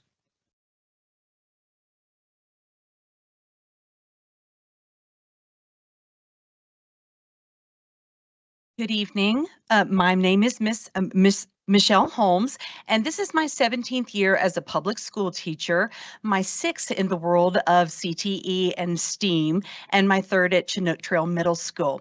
When I was presented with the opportunity to do the externship at Integris, one of the things that really appealed to me is the fact that I also teach robotics and automation. Yes, at the middle school level, I do teach robotics and automation. So I was excited at the opportunity to witness firsthand the real world use of how this is incorporated into the manufacturing process. Because basically I'm a teacher and have been for 17 years and don't really get out of the classroom much. So definitely it was really exciting to, as Adam mentioned, walk along the factory floor and truly see what is happening. And so I can explain these things to my students and get them really excited, and then bring that back to the classroom, and we can actually start building the manufacturing arms on all the different axes and grabbing and all kinds of great stuff. We actually built the claw bots after that. It was super exciting. One of the other things, and Adam did mention this as well, is we had the opportunity to basically witness a workstation in action happening, and we were tasked with watching this and seeing how we could improve upon the processes that we were seeing. And coming from a design school, Chinook Trail Middle School, it was fabulous to be able to go through that opportunity and take that back to my classroom and present that to my students. Watch what's happening here. How can we improve upon what we are doing? And it's all about that, taking that back to the students. Thank you very much. Thank you. Absolutely. Thank you. And we'll conclude with Steve Erickson from Pine Creek High School. Second time you get to speak today, huh? Yeah, Steve Erickson, computer science DLC at Pine Creek High School. And so I was part of, even though I am a diehard Virginia Tech Hokie, I graduated, yeah, go Hokies, Hokie Nation. There's 6 of us in our house and half of us are Hokies. Yeah, there's 6 of us, so I have 4 kids. I got one there right now in the Corps Cadets. And so anyway, I did wear my Minds t-shirt because I was part of the research experience for teachers at the Colorado School of Mines this summer. It was a 2-month program. Basically, I worked for them. I worked in a project with their materials and metallurgy engineering program and mechanical engineering. Again, I'm computer science and a digital learning coach. And so there are a couple questions that come up a lot of times. First of all, why would you drive up there every day? And you're a computer science teacher. And so the biggest thing is this program allowed me to stretch as a person and as a teacher, and just to show me that there are other things out there. This is how the other half lives. It's an extremely valuable program because I was doing things I wouldn't normally do in my own classroom. So especially as a digital learning coach and helping teachers teach on a daily basis, it gave me a lot of respect for what our science teachers are doing, our math teachers, and everything that's within my, outside my comfort zone. And so it's definitely helped me a lot. The program in essence was about additive manufacturing, which is a very fancy way of of saying 3D printing. There's actually 7 different types of AM technologies. So I worked with lasers. We did welding, working with imaging machine and equipment and stuff like that. I was part of a ongoing 1-year project that's been contracted out to Colorado School of Mines with General Motors. And so we did fatigue testing. I did everything you can think of. And so it really opened my eyes to what's out there in STEM and STEAM. You know, and I'm approaching 50. It's hard to say that, but the reality is that I'm showing my students that at my age, I can still go out and learn new things, and showing them all the different opportunities that are out there and exposing them to another world that even at my age, I thought I understood everything and I don't. And so trying to be a good role model to the kids, coming up with new projects and new ideas out of this experience, new job opportunities, not for me, but for my kids. It just was an amazing experience. And so I could talk about it for hours. I really can. One of the coolest things that we did was we presented to a industry consortium, which included Lockheed Martin, Beehive Industries, 3D Systems, a whole bunch of big names. And so they made us do posters. And so here I am, I'm like, I'm a teacher, you know, I work with kids every day, and our professors up at Mines wanted us to make posters. And so then we had to present to the consortium. So at the end of the day, it was a way for me to stretch. And these RET programs, even today, there was 8 of us in our cohort, and we were just talking today. I haven't seen these people since July. And so I do have a lot of new connections. And you know, if they have the program again, I would definitely do it again. It was definitely worth the drive. A lot of fun. And on top of that, the icing on the cake is that it was a paid experience. And so I was contracted as an employee for 2 months at Colorado School of Mines. So super fun. And I like to thank Jamin and Tala and Kendra and Diana Fricky actually here within DIS, because they were very encouraging to me during this program. It definitely took a lot and it was a huge commitment. So hopefully we can get more programs like this here. And thank you for your time. Thank you, Steve. Thank you. Steve and I were just talking recently about different ways we could maybe create some connections to bring some of those experiences and those projects into Colorado Springs area, so the distance isn't such a trial for a lot of individuals. We're really working on this year, we're going to be pushing and advertising quite a bit with our teachers. We're going to focus primarily on our CT teachers and hopefully be able to expand that out to a much broader audience.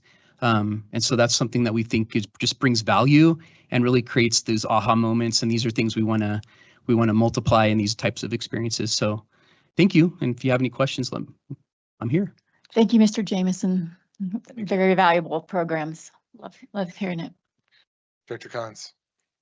I just want to, in addition to thanking your team, as all the teachers did, I just want to thank the teachers who participated, because our youngest daughter's a junior in high school. In the last few nights, she has just been, you know, the sky's the limit for her, but she feels so stifled with not knowing about so many careers and opportunities.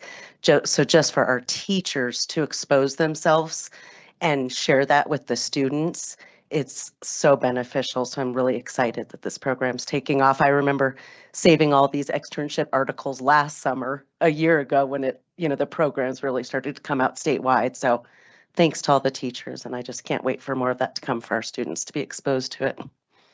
Thank you.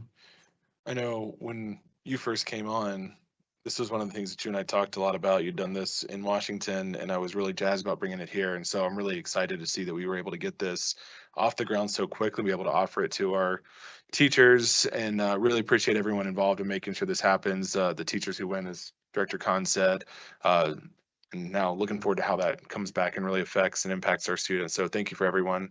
Appreciate it. Director Wilburn. Thank you, Dr. P. This is great. I'm big on the externships, as you're finding out. Yes. We're already working together on a couple of things. Have we ever crossed the bridge of, once teachers get back into the classroom, setting up something that looks like a field trip for their classes to go back to the place they were prior working, and give them a walk around and get them excited about whatever the position was?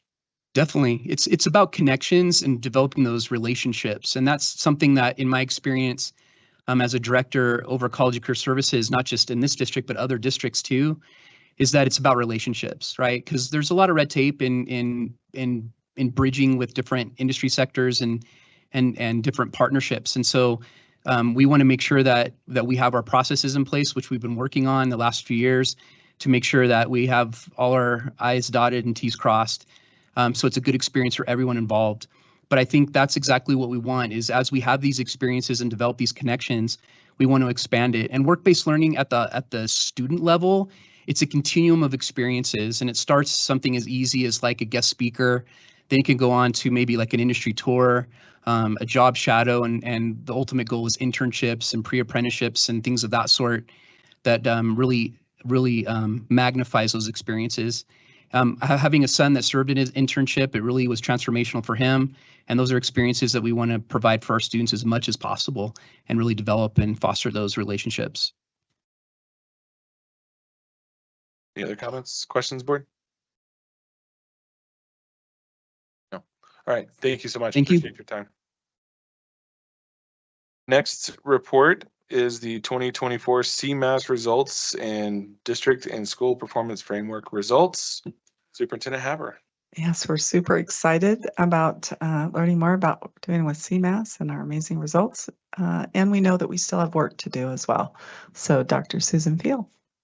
Good evening, board. It's my pleasure to introduce JoLynn Patterson, our Director for Assessment, who is going to give our annual report on our 2024 CMAS results, as well as our district performance framework. You want me to come sit next to you, or are you good? I think I'm going to be all right. Okay. But maybe we'll see. Okay. Getting used to this desk part. I'm like, whoa, I'm used to being able to move around. You all have received some spoiler alerts regarding our assessment results, but we're going to go through those tonight. I also, at your seats tonight, provided you with some handouts. I'll let you know when I'm speaking to each of those. We've also been sharing our assessment results over the summer. And then I want to say it was just this morning, might have been yesterday morning, one of my TOSAs put all of our school performance frameworks in your OneNote, so you would be able to see the full reports on those. I just didn't want to forget to tell you that part. And I also just want to give a big shout out to my team. I work with two amazing TOSAs, an assistant, and they are the ones that stand me up every day. And I get to come talk to you, but without them, we would not have all this. I just want to say thank you so much. The OneNote, I don't know whose idea that was. I love it. It's phenomenal. I reference it all the time. It's way easier to do that than go back to the big giant notebook. So thank you for making sure that data Awesome. Put there. We're always open to feedback, and we were hoping that would be a good way and we could get it to you faster too, more timely, right? All right. Oh, I'm in charge of slides too. Let's see here. Okay. So the first handout that I gave you tonight is kind of colorful on the front of it. This is a overview, and you've probably seen our balanced assessment system framework in the past. Used to be long and skinny. We bedazzled it a little. The content's the same, just try to get it fit on one page and have a little bit different format. So what I think is important tonight is we're looking at our state assessments, that we also think about that we have lots of other assessments that we're conducting in the district. And so what this handout does is it just walks through the different types of assessments and why we use them. So tonight we'll be looking at CMAS and PSAT, SAT, and that is a form of a summative assessment. I think back to a long time ago in my days of high school, you might have taken a final exam. It's kind of those big 1 or 2 times a year that lets us know how we're doing.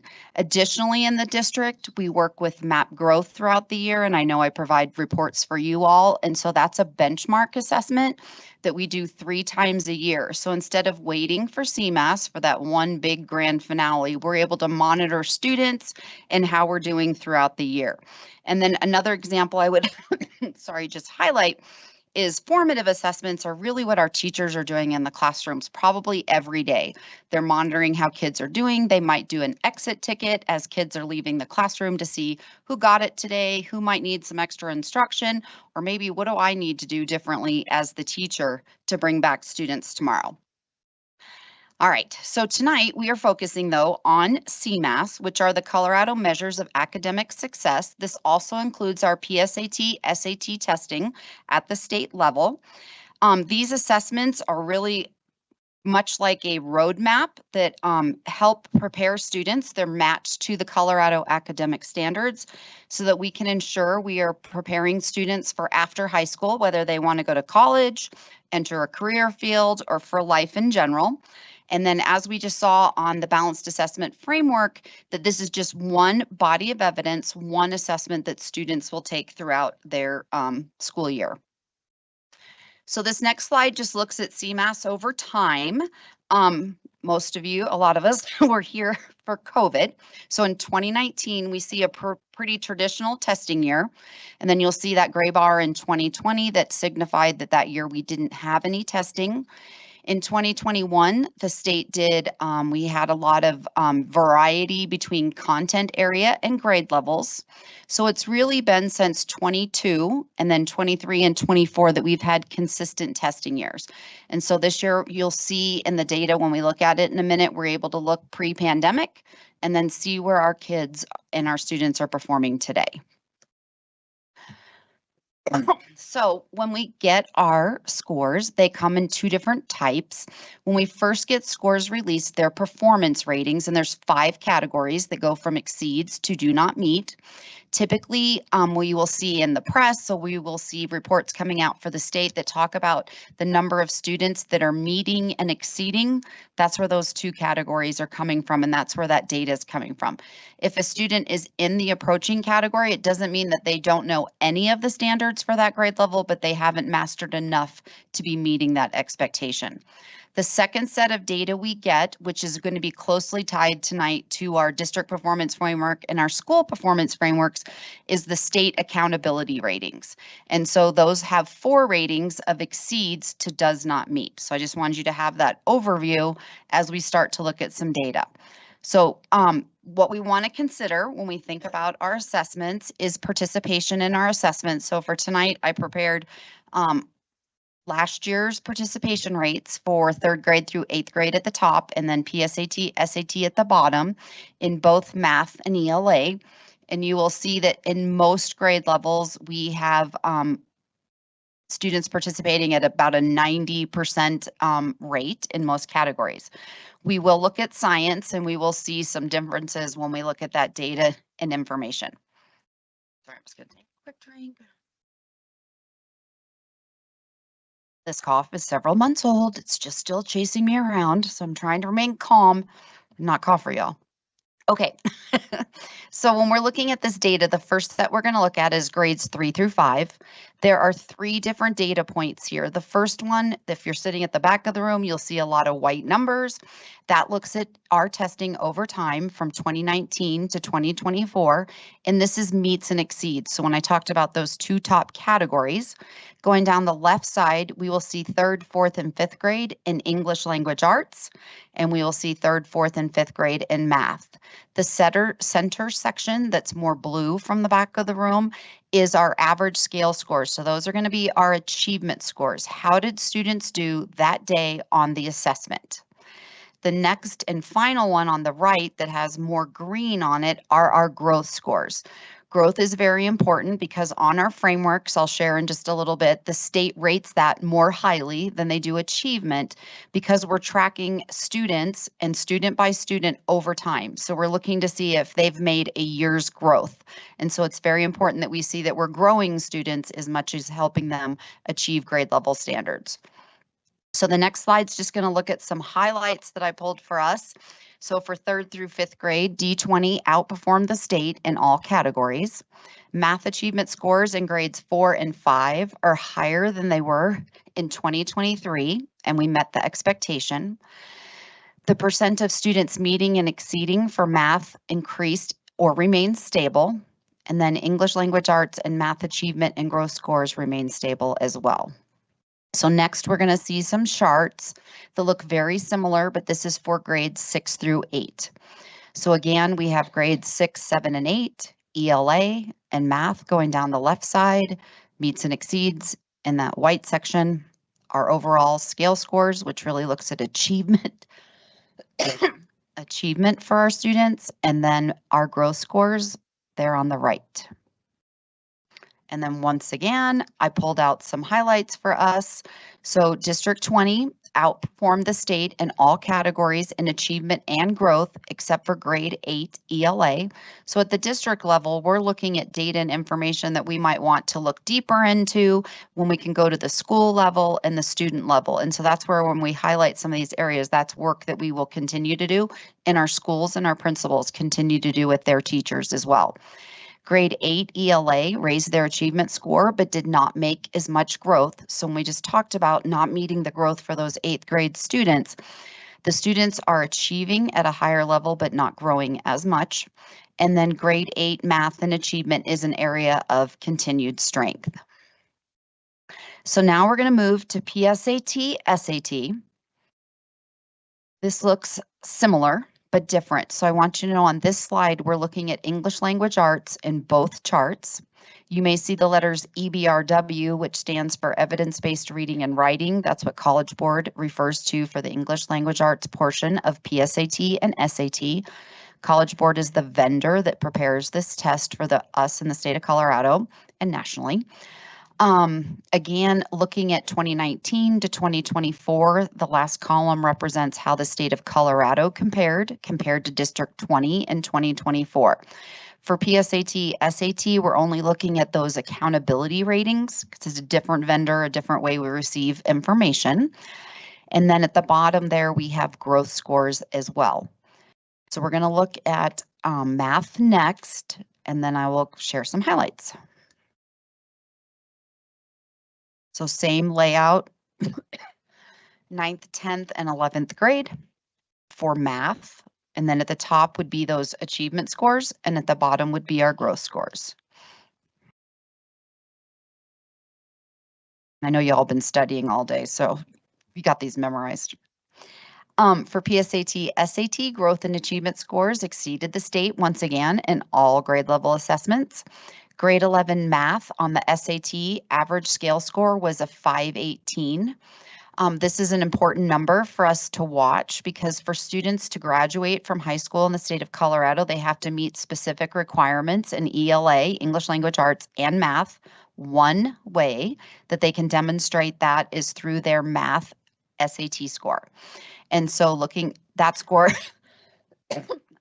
currently, it might be changing, and I'm going to let Shane, our new CNI person, share that when we're, but there's some things coming from the state. The state board just voted to make some changes, but that's just a little spoiler alert. But at the moment, our current reality is that 500 for our students. So looking at that average for our students being at a 518. And then grade 10 maintained their achievement and exceeding rating in English Language Arts. Grade 10 math achievement exceeded all grades in ELA and math, maintained or increased their growth scores. And then our participation rates in PSAT, SAT are much higher than grade 11 science. Jolene. Thank you. I know. The voices from, okay. If I can interrupt and just ask a question about SAT work.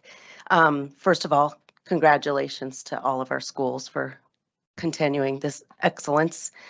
Because SATs are so important. I want to dive into just what your whole team, learning services team, are seeing as some areas of opportunity, maybe in our curriculum, just general, how can we help students achieve even higher? So as you know, over the last year, we have had a focus on math. And so we focused a lot of our professional learning communities. We do, as a learning services team, we do a lot of modeling of the best instructional practices this summer. And feel free to Dr. Field or somebody else, I'm going to give it my best college try here. We built an instructional playbook for our teachers so that they can look, oh, thanks, Shane.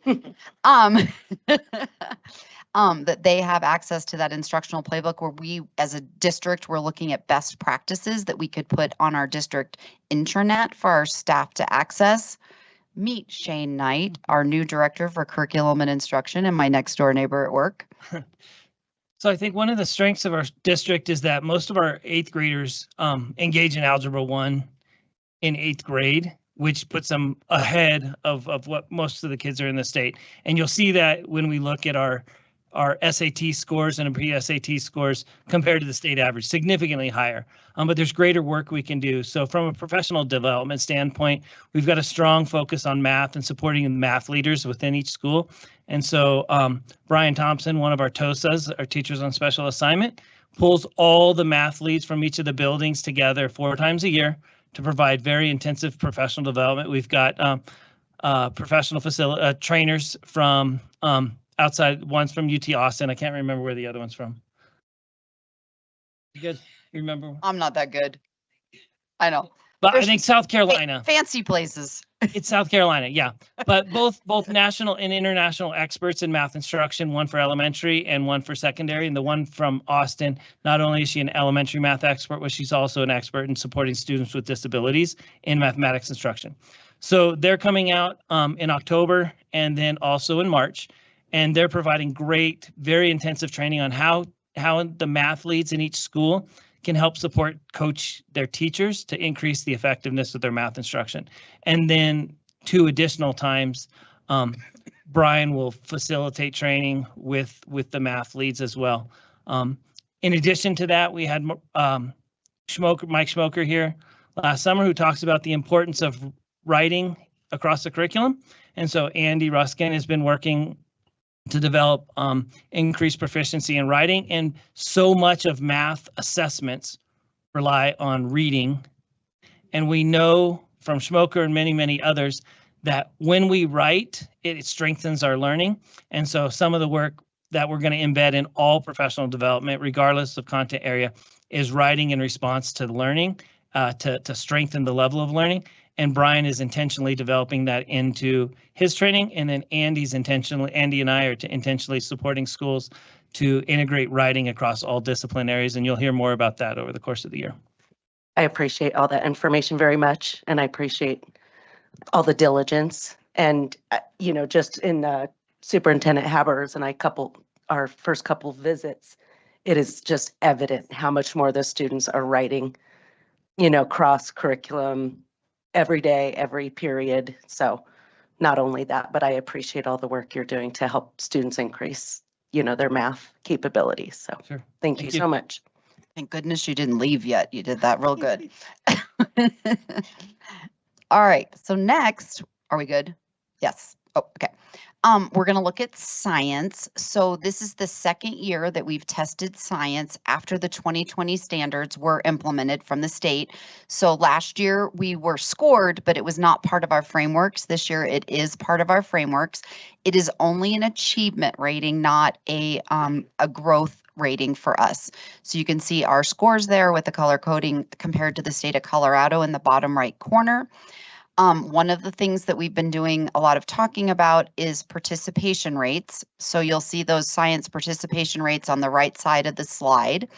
In high school, we only had 23.7% of our students take the assessment. So that's something we need to consider and think about. Superintendent Haber has her student council, and we were able to talk to them about some of their thoughts on why attendance for that particular assessment would be lower. And they definitely shared that their parents put a lot of emphasis on SAT and PSAT, and that sometimes the science doesn't carry the same weight. It's also taken at the same time of year when students are taking advanced placement test, AP and IB. There's a lot going on. So, but we are not ignoring it, and we are giving that some thought. So I just want you all, as I've shared with stakeholders too recently, that our students for CMAS get a family report that goes home with them. Each of those individualized students' reports has a QR code on it so that parents can access that and learn more about the state assessment and why it's important. And then I also included some resources from CDE. As I was getting ready to do all of our CMAS results, I found a lot of great resources there for parents and our community and stakeholders too, if they're interested in more information. And then what do we do with all of this? We use all this data and information as we're doing our strategic planning. Our schools participate in site planning, and so during that process, we review this data as well and use that as our planning. It's also included in our external review processes, and then just knowing our district and school performance framework ratings. And then as you've seen tonight, we have a great team, a learning services team that represents a lot of departments. And so one of the processes we're doing right now is our unified improvement planning. And so the state of Colorado requires our schools biannually to write an improvement plan. So we're working and coaching schools principals right now on that process. We also have through learning services our support to schools model where we do professional learning that's planned for them, but they also can do customized support. They often reach out and say, hey, we need extra help with this at our building. And then everything is focused around our professional learning communities and those 3 pillars of that collaborative culture, a focus on learning, and results orientation. And so that takes the results piece. Of course, I have the assessment part of all this, so I keep circling back to assessment, but we think about those common formative assessments and continued data analysis, because we don't want this to be the one moment in time. We want to continue to look at this data and information, and as we get more data on our students. And then finally, I just gave everyone access to CDE, prepares a lot of information about our schools and districts across across the state. And so that's just a way that any of you can access information as well. So next, tonight, I have 2 starring shows for you. The next one is we're going to start looking at our performance frameworks. And so the performance frameworks are prepared by the Colorado Department of Education. Superintendent Haber talked to this a little bit here in the beginning tonight. Each of our schools get a framework as well as the district. This really gives the state information on how are we performing, and if we were a school district that was not performing well, they're able to align resources and support struggling schools as needed. So when we get these plans at the district level, there are 5 ratings from distinction to turnaround. And then our schools get 4 performance levels from performance to turnaround. And so this just looks at what those ratings, I just gave you a little bit more detailed information about each of those ratings. And then on the back of our school performance framework, so tonight your second handout that I gave you all is a copy of the district performance framework, which we'll look at here in just a second. But the back side of that has this scoring rubric. And so these are all the cut points that are used for each of the data sets within the scoring framework. So there are key indicators. So if you think about the front of the school performance framework here, or the district performance framework, there's indicator ratings. Those 3 indicator ratings are academic achievement, which is that mean scale score we looked at, academic growth, which is a median growth percentile, and then post-secondary workforce readiness shows up at the high school level and the district level. Thank you. You're going to bring me that? Sorry, I could tell I'm like, sorry, this brain doesn't miss much. May look like I do. Thank you. Sorry. This is, I know, annoying. This is what happens to me. Okay. So post-secondary workforce readiness, thank you for the Ricola, looks at graduation rates, dropout rates, matriculation rates, and specifically the SAT at the high school level and on the district performance frameworks. So each of those categories, so when I talked about before that the state is weighing growth more heavily than they are achievement, this just looks at that first column, looks at elementary and middle school. So achievement gets 40% of the rating and growth gets 60%. At the high school level, 30% is achievement, 40% is growth, and 30% comes from that post-secondary workforce readiness.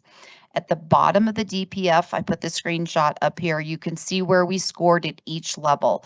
So our elementary schools overall scored an accredited rating, and then our middle and high schools overall scored a distinction rating. And that's where they take the points for each of those categories. So our district performance framework, as already advertised, we were accredited with distinction, which is super exciting and very important to us as a district, and we did score a 77 on that piece. And then each of our schools, as I shared, get a framework as well. And earlier in the meeting, if we were all here, we got to see some of our schools that were higher performing and honor them tonight. So the next piece inside the frameworks within those categories, what I did is just pull out some highlights for you tonight. The other piece I gave you on your seats tonight is an overview. It's very green. An overview of how each school scored on their performance framework compared over time. So it also starts in 2016 to 2024. So you can see how each of our schools performed.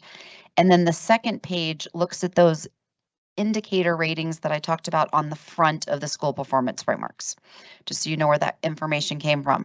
So this year in academic achievement, some of the areas that we exceeded in were middle school ELA grades 6 through 8, middle school math grades 6 through 8, and high school ELA grades 9 through 11. Some areas that we will want to watch where we did not meet were elementary ELA math and science students with disabilities. So that would be something that we would continue to watch. And remember, this is under the achievement category. So next we're going to look at growth. And so areas that we exceeded in growth were our English language proficiency students. And then there's another category that where they determine if our students who are non-English speakers are on track to proficiency. And so we exceeded in that area as well. And then areas to watch would be that approaching for our students with disabilities. But what we want to think about is on that last side, when we think about achievement and our students were not meeting, that means grade level standards. So students with disabilities a lot of times are working below grade level, but what we want to do is catch them up. And so when we see that we're approaching in growth, we know that we're moving those students more than a year's worth of growth. Sometimes students could be 2 or 3 years behind, so it's going to take time to catch them up. Sorry, it's like I'm chewing gum. I'm trying not to do that. Post-secondary workforce readiness, where we exceeded is in our dropout rates of 0.4%. Our graduation rate is 96%. Our graduation rate for our minority students is 95.5. And then for our multilingual, that's our English language learners, is 97.7. And then again, an area to watch is our students with disabilities, specifically on the SAT test. Because remember, in post-secondary workforce readiness, it's only looking at that 11th grade assessment. There's a page in the DPF that looks at the high schools overall with the PSAT included. So looking ahead, we continue to look for areas of strength and growth. This year, we did receive data from the state much later than we typically do. So we're still in the middle of some of those processes because we've only had this data for a little bit of time. We're continuing to collaborate with teachers and principals and through our Support to Schools model. This week, the Learning Services team is working with our high school principals through their meetings, and we're doing data cycle work, where we're looking at how teachers performed and how teacher teams performed, so getting more granular than the picture that you looked at tonight. And then, of course, the UIP plans are being developed as part of that continuous improvement process. That's it. Any questions? Any questions? Director Shandy. Hey, I didn't think of this question before, so I apologize. Just with the special ed being on all the watch lists, I'm just curious, during our professional teacher learning times, what is special ed doing during that time? Do they have certain goals or certain things that they're doing that can, So I'm going to have Dr. Yes, thank you. Lujan Lindsay come up as well, but we expect our teachers to be part of those teacher teams and those PLCs at the schools that are happening at the same time. I think it's hot to see. It's on. Yep. Yeah. So the expectation is that they're included in those PLC times, that they're part of those bigger conversations, and that we don't forget that those students too are part of the data set. And so they're included in those discussions. And then we're also doing work with them to go over their data. Part of our discussion was how are students doing on their individual IEP goals.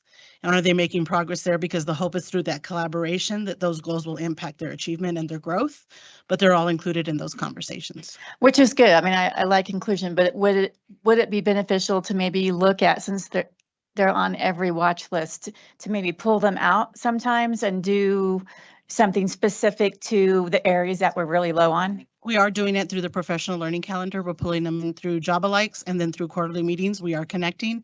And then we do have facilitators that are meeting with them in the schools to coach, ask questions, check on the strategies and the implementation of those strategies to make sure students are making growth and that we're matching our work with the goals for the students. Thank you. You're welcome. Don't leave. There's a pattern. Any other? Any other questions or comments? Director Sandy. I had the pleasure last year of being at a school visit with you and seeing Antelope Trails and what they were doing with their reading programs and things like that.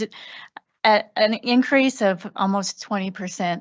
I mean, we should all be looking at what they're doing because that's amazing. And then secondary to that is Challenger Middle School. We again should all be looking at what they're doing and copying that. So we meet as with the PSSGs. I meet with them and Susan, then the PSSGs supervise the principals. And we've been really looking at that and just had a conversation actually with Tacey, who works with Challenger, and saying, okay, let's go into those classrooms and see, what's the same, what's different. Because we know we can all learn from each other for sure. So I appreciate you bringing that up. Last call. All right. Thank you. Thank you. I don't know if it's that good, but. All right. Next is our strategic plan update. Superintendent Haber. We're excited. We took a look at the goals that we had for last year and where did we hit those goals and where do we still have some work to do, and then also looked at our strategic plan to see what do we need to update and setting even some new goals for this following year so that we can achieve the Board of Education vision, which is that all students have the knowledge, skills, and character to reach that high academic success and achievement. So, Dr. Susan Field. Good evening, board. So we are going to share our strategic plan update. I think you might recall that we were here in June and we shared as many of our measures that we had data for. Remember, we said we were waiting for CMAS data and our SAT, PSAT data to make some final, just to determine if we had achieved our goals. We have also established new goals for this year. Many are very similar to last year. And like Superintendent Haberer said, it's all about achieving our mission, which is student learning. And everything is about students. And this strategic plan is about everything that we can do from a systemic level to ensure that students are learning. So would you go to the next slide, please? Yes. So this is our team.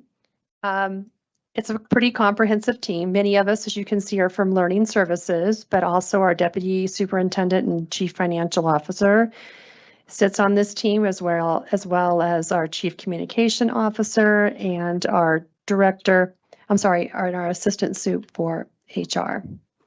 Okay, next slide. Thank you. So and this is for actually everybody that's sitting in the audience too. So our big global ends vision statement as a school district, this has been in place for probably 25 years, is that all students have the knowledge, skills, and character necessary for successful transition to the next level, and upon graduation will be fully prepared for success. So knowledge and skills, which you just heard about, our CMAS data, our district performance framework. We also do a really big report in December that includes other data just to determine how our students are achieving. So we look at a body of evidence to determine how our students are performing.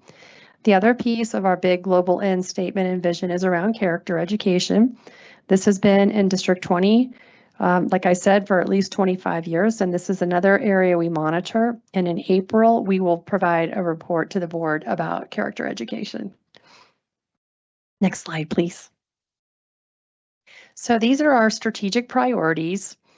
These have been our strategic priorities for the last several years, and under each of these strategic priorities, we have measures. And each director or assistant superintendent is going to explain the why behind why we have these. You know, like third grade reading is super important. But you can see we start with ensuring academic excellence for all the way down to community partnerships. All of these strategic priorities help us improve teaching and learning in District 20. And that's why we focus on these areas, because we know that we can improve student learning. Next slide. Okay, so Andy is going to talk about literacy, specifically third grade reading. All right, good evening. Yes, we'll start with goal 1.1, so under that academic excellence. And to begin, we have third grade reading because, as Dr. Field just said, third grade reading is really important. We want to make sure that our third graders are on the right path to continue to grow and succeed. You'll see some changes. We have learned that it would be best to take a step back in a sense. I like to think of it as monitoring the forest from the district level. We want to make sure the health of the forest is good. I love the weeds. My literacy team loves the weeds. Learning services loves the weeds and the trees. And all of that good work is going to continue to happen. Again, when we talk about students, we talk about name and need, and we're not abandoning any of that work. But when it comes to the goal itself, you'll see that the 2025 goal is that 75% of third grade students will achieve on or above grade level benchmark status on DIBELS 8. So a bit of a shift from the previous year. And again, the main reasoning behind that is because while we will continue the work in the weeds, we really want to have that higher level view of how are things going. And again, we learned DIBELS is a 1-minute test that happens one day out of 1 year, and it's a cold read for our kids. So that 75% mark is rigorous and strong, but we will look at other measures as well, which really takes us into, and by the way, please feel free to jump in or ask questions. Shane will keep his eye out for any hands up and let me know, kick me under the desk. But that idea that we rate and fluency is extremely important, but when we think about our third grade readers, we also want to layer on comprehension and application of reading skills. So looking at the 2025 1.2 goal, we are layering on a CMAS goal. 57% of third graders will meet or exceed on the CMAS ELA, English Language Arts Assessment. That number is up. It's an increase. We were at 54% meet or exceeds last year. The state is at 42% meets or exceeds, just for some context. So we want to continue to push and increase that percent, but that will really layer on another measure and really kind of looking at another skill set for our third grade readers, which again is that comprehension and application. Any questions so far? Okay, our next measure is really layering on that growth piece. So while, of course, our third graders are very important, they really are important throughout our elementary years, and we want to make sure we prepare all of our students for that transition to middle school. So we have layered on, which I feel great about, our 4th and 5th grade students when it comes to literacy by looking at the elementary CMAS ELA growth measure, so median growth percentile, and our goal is 55. Questions there? Okay. And then our final literacy goal, again, kind of looks closely and keeps closely monitors those entry level grades, so 6th grade and 9th grade. So really, we're just going to continue to ensure that 90% of our 6th and 9th grade students pass their English language arts courses. And that's it for literacy. All right, thank you, Andy. All right, as exciting as data is, I promise not to take more than 20 or 30 minutes on this slide. I'm just kidding, guys. All right, so Jolynn had talked with you guys about the importance of the SAT and that cut score of 500. That's the level that the state has used to determine whether students have acquired the skills necessary in mathematics to qualify to graduate. That's one of the areas. Yesterday, the state board voted to reduce that cut score down to 480. Reduce it down to 700. Yeah. No, to reduce it down to 480 for 2 years only. Because when the state transitioned to the online only SAT, there was a significant drop in test scores across not just the district, not just the state, but across the country in that shift. Colorado saw a significant drop. ASD 20, we didn't see much of a drop at all in our average scores. So while the rest of the state and the country dropped, we stayed about level. So the goal was for us to increase the number of students hitting that 500 cut point by about 5%. We didn't meet that. We actually stayed about where we were last year. And for next year, we're going to continue to keep that elevated goal of 500. We're still going to, it's brand new, this idea of moving the score down to 480. We'll consider that, but I think it's wise for us to keep that more ambitious goal of 500. So that's going to be our continued goal. The next goal we have for mathematics is a minimum of 90% of our 6th and 9th grade students will successfully pass their math courses. Passing math courses in 9th grade is vitally important, but we also want to make sure that 6th grade was included. And 91% of our 6th graders last year passed math, and 90% of our 9th graders passed, and that's a level that we want to continue over the course of the year. So that's a goal we met.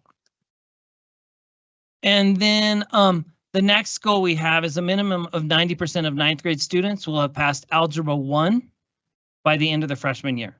And so as I mentioned earlier this evening, many of our kids take Algebra 1 in 8th grade and have a very high success rate of that. But there's still a number of kids that need to pass it by 9th grade.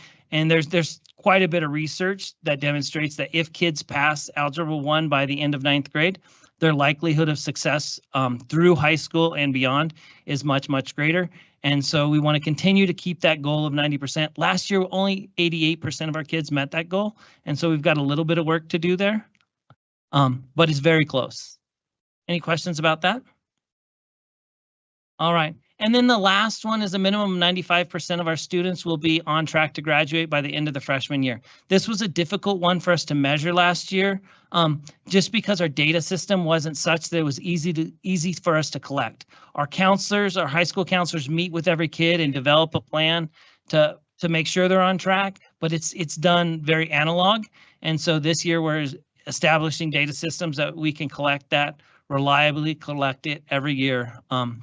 And throughout the course of the year. But the way we're looking at that is, are they passing their core content classes, and are they meeting the benchmarks, the assessment benchmarks to demonstrate proficiency? Are they on track to graduate? And so we expect that 95% of our students will be on track to graduate by the end of their freshman year. Any questions about math? Not a question, but I just wanted to acknowledge keeping the score at 500 for the math, I think is, especially since it's a temporary drop down, that keeping that at the 500 makes a lot of sense. So I appreciate the wisdom there. Yep, thank you. Any other questions, comments? Anybody want more data? More All data, right. yes, but I think we're good on math. Thanks. All right, I'll turn it over to Belinda. Fred? Just hit the green one. Okay, for students with disabilities, just to reference what Dr. Field mentioned, it is a body of evidence. And so our students with disabilities are included in the general education setting, getting all of their instruction with their peers. But the other component that's really important is their IEP. You know, a team has done a comprehensive evaluation, and we've identified needs that the students have, whether it's in reading, writing, math, or social emotional learning. So it's a gamut of goals that they're working on every year. And so we feel it's important that that's an important component that we need to track, and we need to make sure that we're writing very specific goals so that we can ensure their progress, because we do need to close their gap. They either have 2, 3, maybe 4-year gap in their instruction, and so that IEP is that support to help them close that gap so they can have that transfer of skill in the general education setting. So we did a first rollout of tracking IEP goals for our students in grades 6 through 12. And so our goal was over 3 years is that we would have a long-term goal of a 50% increase, whether they meet or approach their IEP goals. And when I say goals, it's all of the goals that a student has. So please know that a student can have anywhere from 1 to 5 to 10 goals on an IEP. And so we are tracking those individual goals for every one of our students, so thousands of goals. And so we're proud to say that we did meet our target last year. Our baseline was 33 and we went up to 52% in tracking those goals for those students. And so next year we're going to go another 5 points, going from 52% to 57%, and working and collaborating with general education teachers to make sure that all of that instruction, that they're working in tandem with one another so that we can ensure transfer of skills for our students. Do you have any questions for me?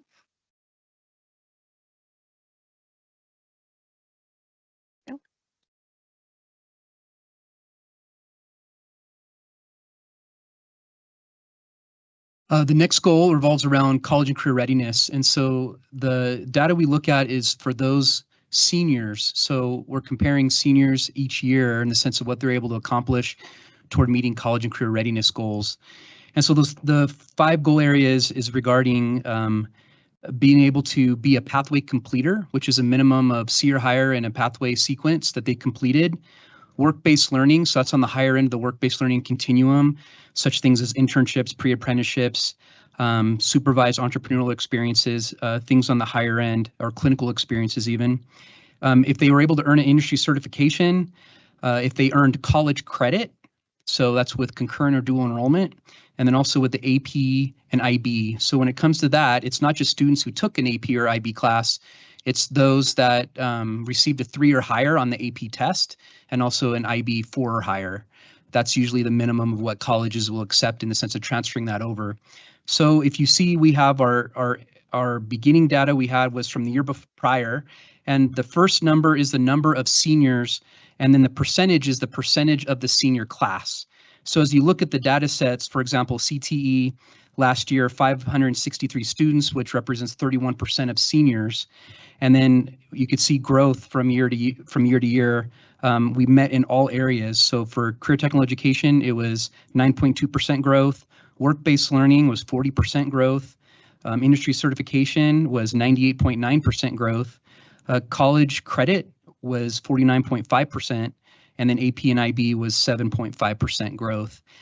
So you could see the CTE and IB AP has been around for a while, and so those growths a little bit lower.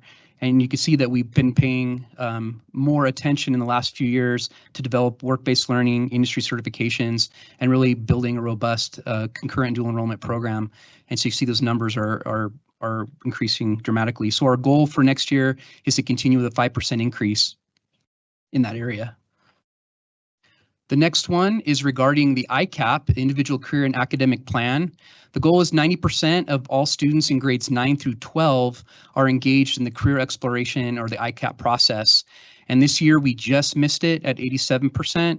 Part of that was due to us in the middle of a transition to a new platform and re-identifying in the sense of what it means to engage in the ICAP process. And so that's why we didn't meet it, but we're right there. So our goal for next year is 90%. Any questions? Director Yanez. Thank you. So I think it was Mr. Erickson from Pine Creek that talked about a system. We were like really excited about it, that brought in more opportunity for industry certification. Is that part of the jump that we see? So those like just increasing opportunity, and is that something other schools are considering? Absolutely. That's something that we're trying to embed in every one of our CTE programs that's as much as humanly possible. The state of Colorado has what's known as the CDIP program, which they reimburse us for industry certifications that students earn. So it creates a financial incentive for the teachers to have money to redo it. So when they said that they had Certiport, that software, by us receiving that money back, it enables us to be able to purchase the licenses and the assessment structures and all those things in place to be able to perpetuate more and more of that. And the CDIP list is very rigorous. It's not like a CPR certification that qualifies. It's ones that meet industry need within our region and state. And there has to be a connection with the workforce center and industry in the sense of industry certs that are legitimate, in the sense of being able to have a living wage off of that industry cert.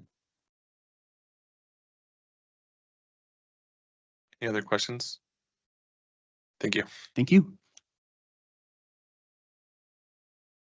All right, our next strategic priority is our 2.0, which is culture of connectedness. So we know that when students have connections in school, that they are more likely to achieve and grow. So we want to make sure that students have connections to their peers, teachers, trusted adults, and also to content areas and areas of interest. So we have a few measures that we're looking at. 2.1. The goal is 85% of 6th through 12th grade students report participation in a school district extracurricular activity, club, athletic team, or other non-academic opportunity. So last year, we had a goal that was similar to this, or actually pretty much the same, other than we said 90%. What we struggled with though last year was we didn't have a great way to measure what this goal would look like, because when you're thinking about all of these areas, school district sponsored extracurricular activities, volunteer opportunities, how do you track that for 26,000 students? So what we're looking at is trying to get a little tighter in the way that we collect data, only to say that we want to make sure that we are looking at all of the opportunities that we're providing students this year. So we're going to start with data from all of the extracurricular clubs. We're going to look at things that are just outside of the realm, like maybe it might be a Title I night for an elementary school. We're going to look to see how many students are actually coming to participate in that Title I night. We might look at color runs at the high school. How many students are coming to participate in those? We want to start collecting how many opportunities are we giving students to actually engage, and then the approximate number, of students that are participating in those. So that's one measure of data. We're also going to have our clubs rostered in Infinite Campus now. So we will start from elementary through high school. We already roster our sports, and so that's a simple starting place for us, but we're going to start creating a, it might be an 8th period, a 9th period, a 10th period for some students, where we're actually rostering who's participating in our clubs, and we can pull that data from Infinite Campus. So kind of a body of evidence for this goal. We're also looking at adding a question to our student experience survey so that our 6th through 12th grade students can identify if they are participating in a club or activity, or at least attending something throughout the school year. So those are kind of the 3 places that we're looking to gather evidence that we're meeting this goal. And I've learned tonight that I need glasses because I can't see that. No, it's okay. So I'm trying to look at my phone as well. Culture of Connectedness 2.2, we are also looking at attendance. So we want 90% attendance at each of our levels, elementary, middle, and high. We did meet this goal last year overall. Overall, we were at 91.6% attendance, which is great, but we know that attendance is another area that can impact students. If we have a student that is having poor attendance, we need to start looking into that to figure out why. So we have an early warning indicator system where we can track 3 things for students. We look at attendance, grades, and behavior. So we can correlate if we're seeing poor attendance for a student, is there anything else going on for that kiddo, and what can we do to possibly support the attendance piece? Perhaps they need to be more connected to their peers, their teachers, and to the content or their interest in school. And then finally, we have goal 2.3, which is a new goal this year. So we're wanting 80% of 6th through 12th grade students to indicate that they feel included as part of the school community as reported on the student experience survey. So again, with this survey, we're going to use it for a second data point, but there is a question around whether or not students feel included. And so we're going to use the data from that survey and really our students' feedback. Are they feeling that connectedness? And those are the three. Any questions, board? Dr. Yanez? Sorry, I didn't think about this earlier. As a mom who has had kids involved in district activities and sports and clubs and things, and then some outside, more citywide opportunities, just to make our job that much harder, could we ever track that and include that in the data where, like my son was part of a delayed entry program for the Marine Corps, actually with other students from District 20, right? And so that was something. They got up on Saturday mornings and took 25-pound buckets of sand up the incline. That matters. And then I bought them a lot of Taco Bell. So just something to consider. I don't know, would it be impossible to measure? Is it something we would consider at some point? Actually, you are right on track with what a couple of our principals have said. They thought the same thing because we know we have students that are connected maybe in the community even a little bit more than they are to what's happening actually at the school. And so we are going to start having discussion around how can we track volunteer opportunities and then maybe those connections to the greater community. That might be a part of that as well. But that question just came up from a principal today. So we will talk about that. Any other questions? That's why I came out. Thank you. Thank you. We're still going. Oh, Go, you the go. okay, sorry. Go. All right, now we're on to 3.1, which is invest in and value our staff. One of the main areas we focus on is retention, because we know if we can retain staff, that's better for consistency for students and staff alike. So we did not quite meet our goals that we had set. And when looking at our data, there's three main reasons people left our district in the last year, and it's pretty consistent over time, is family reasons, moving, and retirement. So some of those things we can't always control, but we want to do what we can to encourage staff to stay in the district as long as possible. So we've set some new goals, some new benchmarks, and we're going to continue to monitor how we're doing and what we can do to continue to improve that retention rate. Let me hit that. The next one is 3.2, and sorry, I'm hitting buttons on my screen here. And that was, we wanted 90% of staff to participate in professional learning, training that was outside of what was mandatory. There are certain things that are mandatory for teachers and classified staff, but we wanted them to have the opportunity to continue to grow in their craft and to continue to expand their learning. And we did meet that goal. We had 90% of staff completing that. There are some areas that we're still kind of trying to figure out how to get certain folks, if you're a plumber or electrician or certain areas that we just don't have maybe some professional learning for, but we're looking at how we can include them. And so we want to continue that as our goal, continuing to provide that opportunity for staff to learn and grow.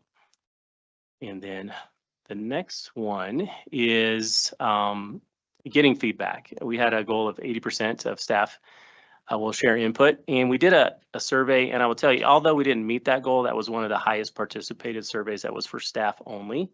And so we did get a lot of great feedback, but what we learned from surveys is we don't get to ask questions and get clarification. So when people fill out a survey, you get answers, but then you can't have dialogue. So this year we're changing kind of how we're doing that. We're going to have a committee of at least 40 to 50 staff representatives that are classified, licensed, and admin as well. We're going to meet 6 times a year and have that kind of continuous feedback where we can have the dialogue, we can ask questions, we can get input on really about how we can retain and recruit staff, as well as how we can improve the work experience for district staff. So we're looking forward to having that opportunity to get that real-time feedback. Quick question, could you back to 3.1, please? Yes, sir. I think you can go back. Boom. Wait, I don't know how to make this. I did, but it's there. Oh, there it goes. Okay, it was slow. Thank you. So what I wanted to just mention, and I really like the way this is trending. So you look at 2024 and what the measure was and what the 2025 goal is. In 2024, we were trying not to lose people. In 2025, we're trying to retain people. And just that shift in the way that the language is done, I really appreciate that. We're framing this in the positive, and so I think this is a really positive change. So I just wanted to make that comment. So thank you. I need to go forward again. Huh? All right, any other questions? All right, thank you. If you're okay running mine as well, that'd be awesome. Oh, just gonna hand it? Sure. Throw it. Thank you.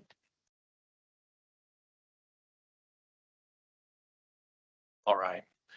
Happy to share some new communication goals with you for this year. Given we don't wait on any test scores or embargoed data, we don't have any relevant updates for you. So we're going to focus on the 2025 goals. All of our 2024 stuff is the same as when we updated you in June. So again, kind of what we focused on for 2025 is firming up what I called squishy goals at the time. And now hopefully they are far less squishy. And we think they'll continue to evolve in coming years. But we're excited about where they're at for this year. And I'll get right into them. Hopefully it's this green button. It is. Oh. Perfect. So in 4.1 in 2025, we're going to be focused on monitoring and impacting media coverage. In this area, we are monitoring and measuring through tools that we use that stories published in the Colorado Springs DMA, aka our market, our 5 major outlets that cover us, are positive or factual at a 90% rate. In 4.2, we're focused on there we go. In 4.0, we're focused in 2025 on facilitating an engaging website experience. We think that if we're serving our parents really well on the website, we're giving them good information. So we want to focus on that. Our target is that engaged users on the website meet or exceed our parent population annually. And we have a good way to measure that engaged parent figure, and happy to go into more detail on that if you'd like.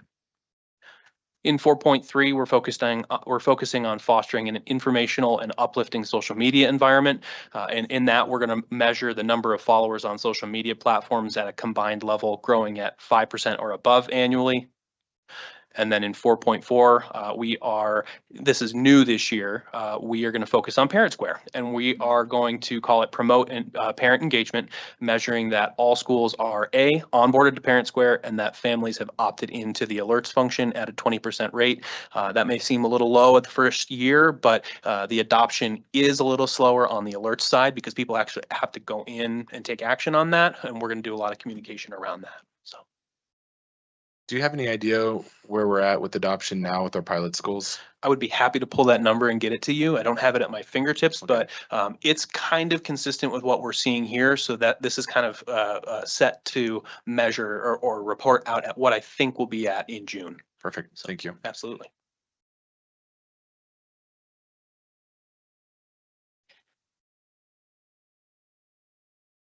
So I have 2 new goals under resource optimization. One is 5.1, one is 5.2. They are both related to the Public Schools on Military Installations program. The first one is related to Douglas Valley Elementary School. Our design proposal has already been submitted. We're finalizing a few pieces with that with the online portal where we have to put the information into the system. Our goal for this year would be to complete a construction proposal for that project. And then secondly, for Air Academy High School, certainly the goal, if we have the matching funds, have a way to identify those, would to go ahead and submit a design proposal this year for Air Academy High School.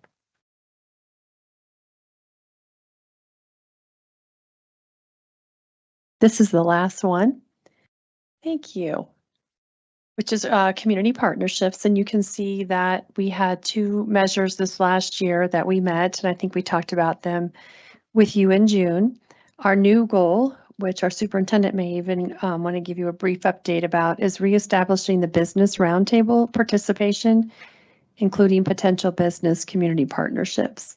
And we just reached out, been working with Mary. We just reached out to our businesses, and our first one is in October. And we're excited to get that started again so we can really find out what are the needs from our business partners and how can we create more opportunities for students to either have speakers come in or we have internships with them or even those externships because they're an important part of Team One. So we're excited about that. That's it. Do y'all have any more questions? Any questions, board? Hold on. I was just gonna say, I really love the format of this. I love that we say we met and we didn't met and that we own Jolene. all of the results here. So thank you. Go team. Team one. Go team. It's great. No, I love the format. It was easy to read. And like I said, I like that we own the met and we didn't met and move on. So thank you. All right, now we can clap for all the results. Yay. All right, Mr. Belcher, how many people do we have signed up to speak during public comment section number 1? We have 1 community member signed up. The board welcomes the comments of our community members. We greatly appreciate that and we greatly value all comments from the public, but in order to adhere to board policy and accomplish the work already on the agenda, the board and superintendent will not be responding this evening. Speakers may offer appreciation for or criticism of school operations and programs as concerns them, but are encouraged to exercise their speech rights responsibly as they are personally responsible for any legal consequences attributable to their comments, including claims of defamation. Please keep in mind that the students often attend board meetings, speakers that includes online, where we have 12 people. Speakers' remarks, therefore, should be suitable for an audience that includes kindergarten through 12th grade students, including no use of profanities or obscenities. Comments concerning personnel matters should be directed to the superintendent or board president in writing with their signature. Supplemental written materials can be given to the security guards and they will be delivered to the board secretary. The board president will recognize each speaker and consistent with GP 4.4, comments will be curtailed if remarks or behavior becomes inappropriate. The board president may interrupt, warn, or terminate a speaker's statement that is unrelated to the business of the school district, inappropriate for K-12 students, or disruptive to an orderly, civil, and productive meeting. Thank you for your cooperation.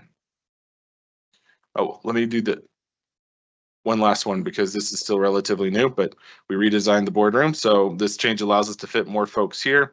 Please sit at the table with the chair and the microphone. We only have one for the first section, so not applicable, but in the second section, when your name's called up, if you can take the other seat and that way we can have both folks up there at one time, we'll try to move through things quickly. Mr. Belcher. Excellent. Leah McFan is up first and only.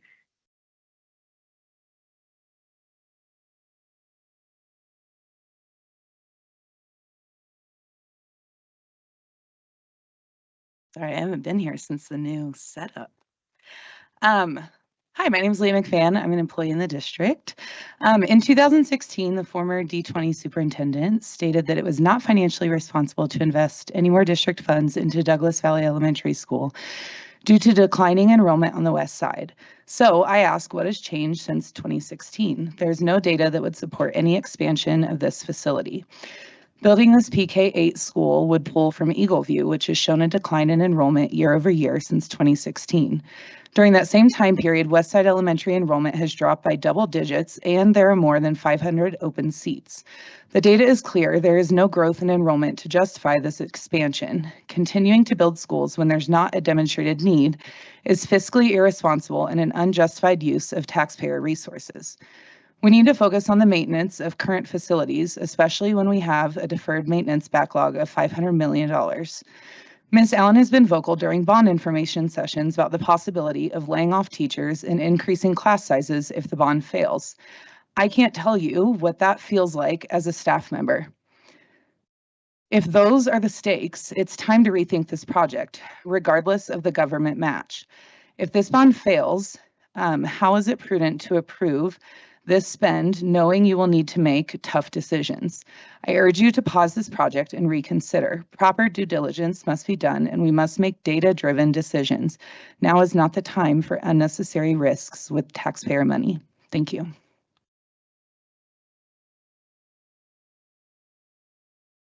Thank you. We're going to take a quick 5-minute break and then we'll come back and finish.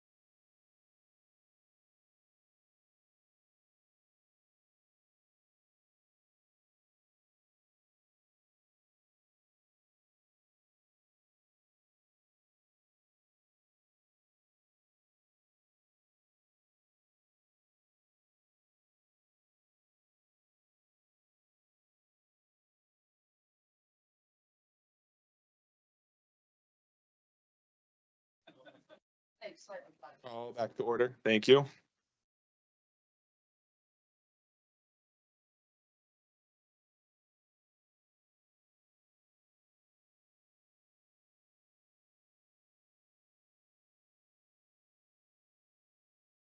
All right, ladies and gentlemen, we need a motion to approve resolution 279-24 appropriation from the general fund public schools on military installations program. Assign fund balance to contract award for design services for new PK-8 school at Doug Valley.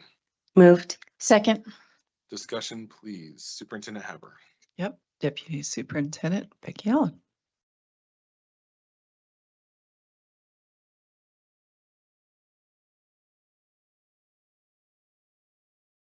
Is it on? You don't have to hit the button on this one, right? Okay. Good evening. This is an important milestone here for the Douglas Valley Elementary School project. This all has to do with the Public Schools on Military Installations program. And we have gone through the process at this point. Again, we submitted the design proposal back in November, almost a year ago. We had the federal evaluation team visit in March. And then we have been working with the federal government on continuing to just fine tune and meet all of the requirements. There are different paperwork items. There's an online portal that you have to put all of the information in. We received a formal invitation for this particular opportunity, and I attached that to the item if you wanted to see that. So as an overview, even though this is a Public Schools on Military Installations program, and as you looked at the information in your packet, you know that for the design, there is a total amount awarded of about $3.89 million. Well, 20% of that is the match from District 20, and the other 80% would come from the federal government. So why am I here tonight? As you know, the board needs to approve any contracts that exceed $1 million or $1 million or more. Even though our outlay at the end of the day would be the $778,000, and that's below $1 million, we are still entering into a $1 million plus contract. And so we think it's absolutely appropriate to ensure that the board gives its approval. For this particular expenditure, it is the design services, the contracted design services with RTA. That was the evaluation committee's selected firm. And so it's in an amount not to exceed $2.475 million for the design services itself. Now you might be thinking, then why is the whole award $3.8 million? Because there are other aspects to the work during the design phase. Things like soil reports, environmental documentation, topographic surveys, property surveys, construction management, estimating services, all of those pieces. So tonight you are essentially approving the 2.475 for that design contract, but I just wanted to include that background. There are other expenses in the design phase. So again, to approve tonight, you would appropriate, and I've asked you to appropriate the full amount. Again, even though we would expect reimbursement on the monthly basis of the 2.475, again, at the end of the day for design services, the total expense will be less $770,000+ that you see in this particular resolution. Do you have any questions for me? The only other piece of information I would remind you of as you consider this is that unlike Air Academy High School, with Douglas Valley, the price point is lower. We estimated at about $62 million with price escalation. And remember, this is not to build a K-5 school, which is what is in existence at Douglas Valley. As we know, there is no preschool for District 20. They have the CDC and there's a waiting list there. So this would have a preschool. And then of course we have students who are leaving the academy to go to Eagle View Middle School, which is a comprehensive middle school. Please keep in mind that grades 6, 7, and 8 at Eagle View would most likely be what we call, a half a team, 60 students at middle school at each level. We certainly would have the capability to do more, but we know that the comprehensiveness for all the full gamut of athletics, for all the full gamut of clubs and activities, et cetera, would be Eagle View. And students, families would have the choice as to what location they would want to go to.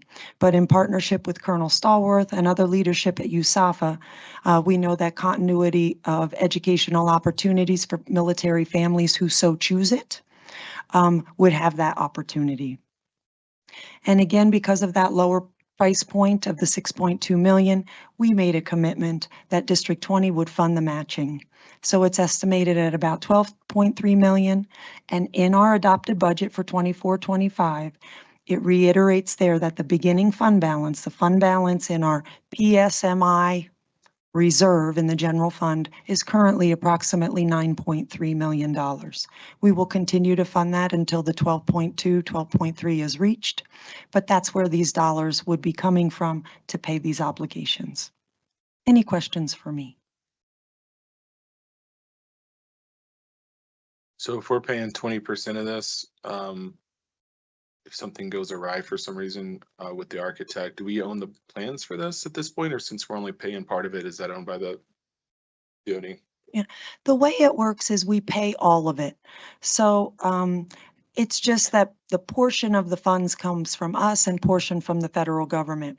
So our understanding for this is basically when we make a payment, the bill that we get from the architect, let's say in a certain, let's just say June, we get a bill for $500,000. We pay $500,000 because that's what RTA billed that month, or the 2 million. And that same month, to preserve cash flow, we will submit something to the federal government asking for an 80% reimbursement on the amount we paid. So the actual vendor gets paid the full amount, but then on a monthly basis, when we pay something to that vendor, we then immediately that same month, we ask the federal government for an 80% reimbursement of what we paid out. And so it will be important that when we get our feet wet with this, that we are responding quickly because we want to, again, preserve that cash flow health. Ideally, when we pay the vendor, we'd love to have the 80% reimbursement that month. But initially, because we have a $9.3 million, if we're still trying to get our feet under us with the process as we go through, we would have the ability to pay. And if we had to wait until the next month for the reimbursement or something, we would be okay. And by the time we get into higher dollar amounts that will be moving quicker with construction and other things, we'll have a good sense of the process. Thank you. So let me ask a different question then. I'm assuming there's certain expenses that are kind of pre-approved for this, so we can't, go by swimming pool or something and be like, oh, that wasn't in the plan. So with that being said, if this is a reimbursement, do we know what expenses are? Like, have we already agreed with them on what's going to be covered as far as this 80%, or is that still something that's in flux? That's part of the budget. So when we do the proposal, there's a budget in there. But then when we complete this portal, that is where you lay out a budget by, they call them tasks. And so things like contracted design services would be a task. A subtask might be estimation services, etc. Then we might have another line that has construction management where we are hiring a contractor to help manage the project. So it's outlined in there. And, you're expected to bring your best to the table in terms of what the estimates are, because the reimbursement is based, really, the award is based on estimates. So a big part of this design process, in fact, we've just been talking about this a lot this week and last week, including with the folks from PSMI, is when we get to the stage. Can you still hear me okay? When we get to the stage that we start to develop the estimates for next year in terms of what construction might look like, we need to put resources into that. That's all budgeted for in this to make sure that those estimates are as accurate as we can get. That is one of the reasons that even though we anticipate to spend a year doing what we call DAG work, which is a design advisory group, a collaborative process led by the architect, and in this case, RTA, to collaboratively develop plans. We have community members, parents, staff members from Doug Valley, from other schools, from high school, middle school, elementary school, to design this space. We will start to put an RFP out earlier in the process than you might expect. We don't wait until the very end.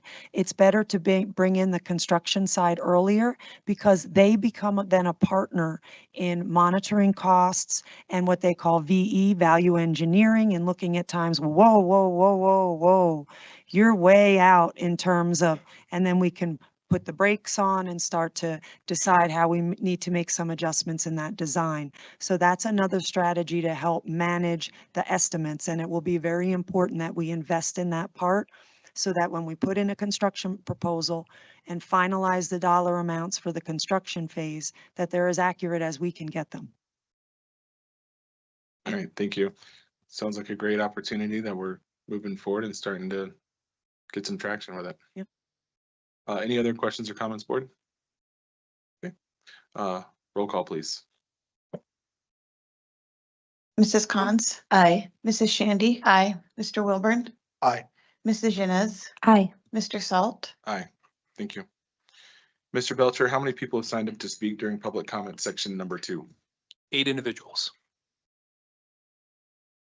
Board president will recognize each speaker, and consistent with GP 4.4, comments will be curtailed if remarks or behavior becomes inappropriate. The board president may interrupt, warn, or terminate a speaker statement that is unrelated to the business of the school district, inappropriate for K-12 students, or disruptive to an orderly, civil, or productive meeting. Thank you for your cooperation. All right, up first, Lori Ristig, then Kelly Hudnall, and then Laura Matisik. So Lori and Kelly, please come up.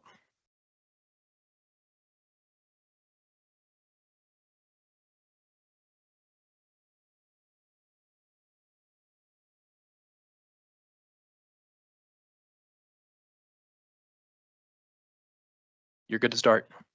Hi, my name's Lori Ristig, and I'm the librarian at Eagleview Middle School.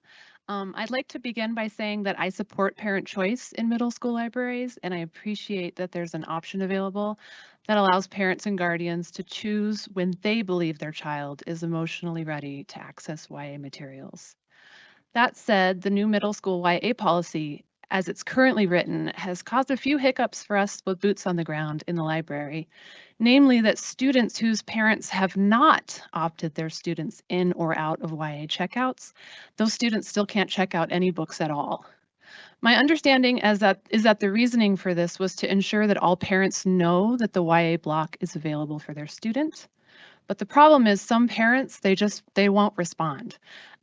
We middle school librarians have been making Herculean efforts, and after weeks of numerous emails, newsletters, QR coded bookmarks passed out, and letters sent home with students, Eagleview still sits at about 8% of students, the equivalent of 3 classrooms full of kids not able to check out any library materials due to parental non-response. I personally have a cart full of books I'm holding for my no checkout allowed students. I have teachers with kids who can't complete required assignments due to inaccess to the library. And I've been told that this policy isn't slated to be revisited until after semester 1. That's half a year with students not able to check out any books. So I ask, how can we be expected to build a positive reading culture and tell kids that reading is really, really important and then not let them check out any books? So I'm here to ask that this policy, which I know was written with good intentions, be revisited as soon as possible and recommend that the remaining students be allowed access to the library regardless of whether their parents have responded or not. They've already missed a month. Please don't make them wait till January. Thanks. Next up is Laura Matisik, followed by Tim Hoffman. Laura, please come up. Or sorry, next up is Kelly Hudnall, followed by Laura Matisik. Laura, please come up.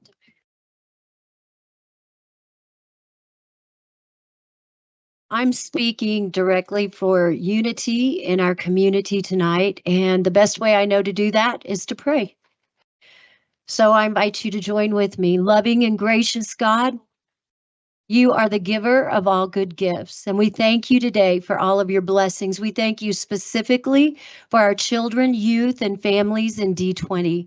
Heavenly Father, we ask for your hand of divine protection, guidance, and blessing over our schools, students, boards, faculty members, and we pray for your peace and your truth in our education system statewide. We thank you for the teachers, staff, administrators, board members, and faculty that have answered the call to protect, care for, and minister to the D20 students. We turn to you now in humility and dependence for wisdom, guidance, and direction in this meeting tonight for our kids. You formed and shaped each and every one of them for a divine purpose and destiny, and we are here to partner with you in protecting them, serving them, caring for them, and leading them well according to your good purpose. We ask that you would bless them abundantly. We ask for wisdom, guidance, courage, and strength in all of our deliberations. Help us to be wise in the decisions we make for the good of all of those who place their trust and confidence in the leadership of the school board. Give each of them insight to lead with integrity, that their decisions may reflect what is right and good. And Lord, grant each of us the humility and courage to always seek you in all that we do and say. And we decree your heart over our children, teens, and young adults, that confusion, depression, hopelessness, self-harm, suicide, substance abuse, and violence would now end in Colorado, and that your love and joy would reign in our state. In Jesus' name, amen. Thank you. Next up is Laura Matisik, followed by Tim Hoffman. You're both welcome to come up at this time.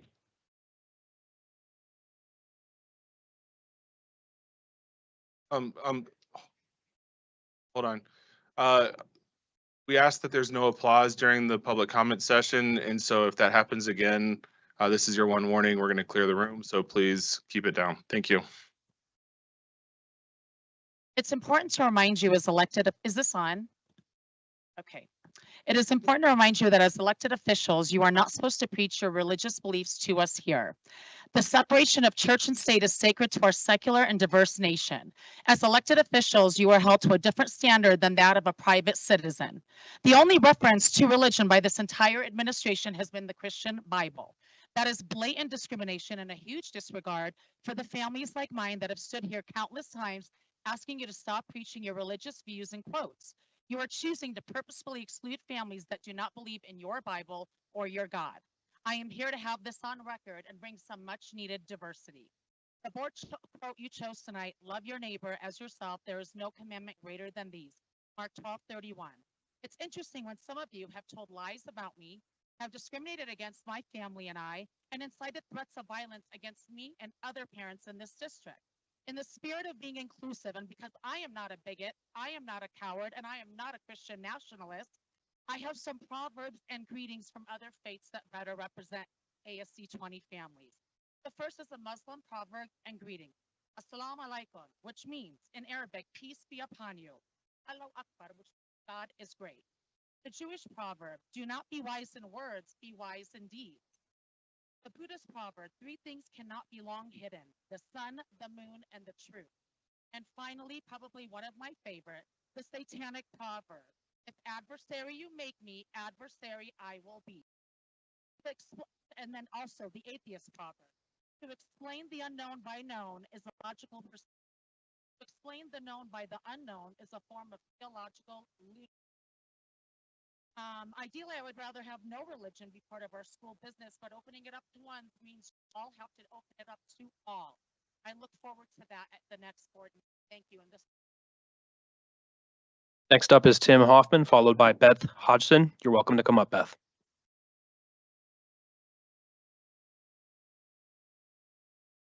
Talk about my son's experience as a new 7th grader at Mountain Ridge Middle School. Zechariah has some unique struggles in the way of dyslexia, dyscalculia, dysgraphia, ADHD, and executive function challenges. Last few years, he's been at schools fully dedicated to teaching to those challenges, but this year he choiced into D20, and that came with some fear, worry, and anxiety. I can't say enough good about the staff and teachers at that school. We've been warmly welcomed in. Everyone we've come in contact with has been determined to make sure Zeki succeeds. A month in, he hasn't missed football due to grades a single time. Shocker. Some of this is due to Z-Dog really taking ownership of his education, but a large part of it's due to the positive, encouraging environment being created for him by these teachers. Kudos to those Mountain Ridge teachers. On another note, Director Wilburn's reprehensible behavior on August 13th at a city council meeting was inappropriate and unbecoming of an elected school board official. Rather than partake in the first day of school in his own district, Mr. Wilburn chose to travel across town to a city council meeting where he joined up with a concerted effort to disparage the character of a district parent. He partnered up with others and proceeded to defame, denigrate, and falsely label me a true cop hater. His actions had consequences that he was very much aware of, because in 2018, Mr. Wilburn was sued for defamation and intentional infliction of emotional distress for falsely labeling an individual and encouraging others to harass and threaten them. In 2021, Mr. Wilburn settled this lawsuit and admitted that he was liable for the claims and assertions against him. His actions have directly contributed to harming my family. We've already been the target of police intimidation at our home, and his words and actions have created a dangerous environment for us in the city we live in. And that's exactly what he meant to do. If you as a board can sit here and comfortably support that type of behavior, then there's nothing more I can ask of you. But if you find this intentional deviant behavior as despicable as most people who have heard of it have, I would urge you to strongly consider censuring this member to show that you too understand what a board member's integrity should and shouldn't look like. Thank you. Next up is Beth Hodgson, followed by Richard Brown. Richard, you're welcome to come up at this time. I'd like to address the board quote of the month. If our public school board meetings are starting with quotes from the Bible, the same respect should be shown to all religions. The board members should also heed their own chosen verse. Tonight's verse, love your neighbor as yourself. This verse recognizes that each human is an individual and will not look the same, will not worship the same, will not live their lives the same.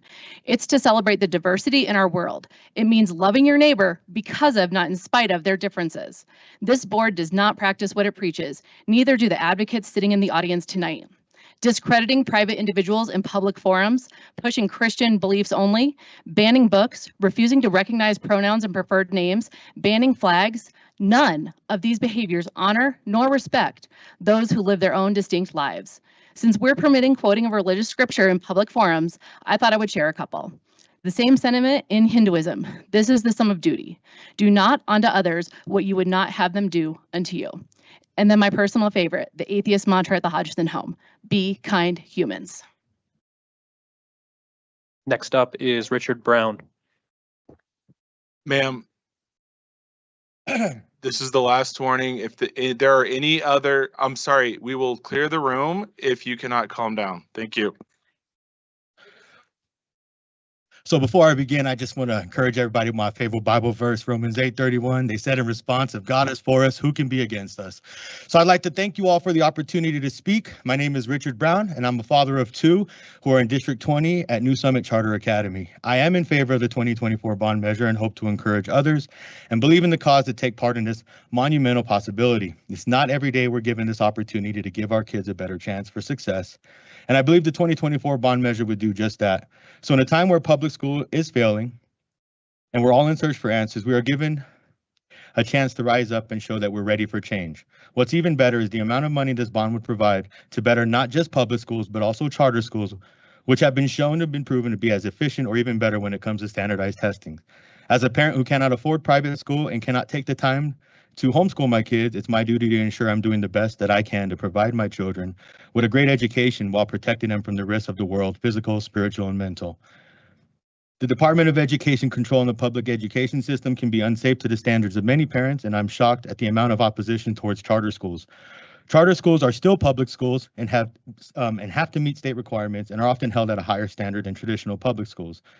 So if charter schools are hitting the mark, or even better, why so much resistance?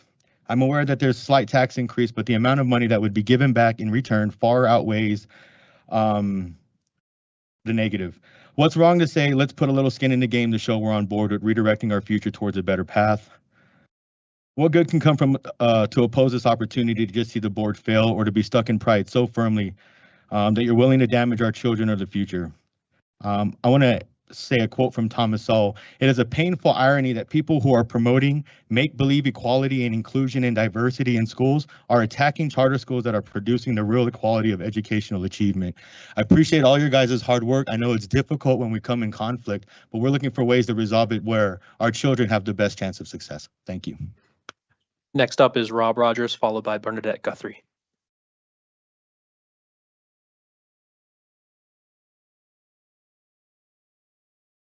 This is odd. Good evening, board members. I was originally here to discuss the 2024 board bond issue, but I can't help it.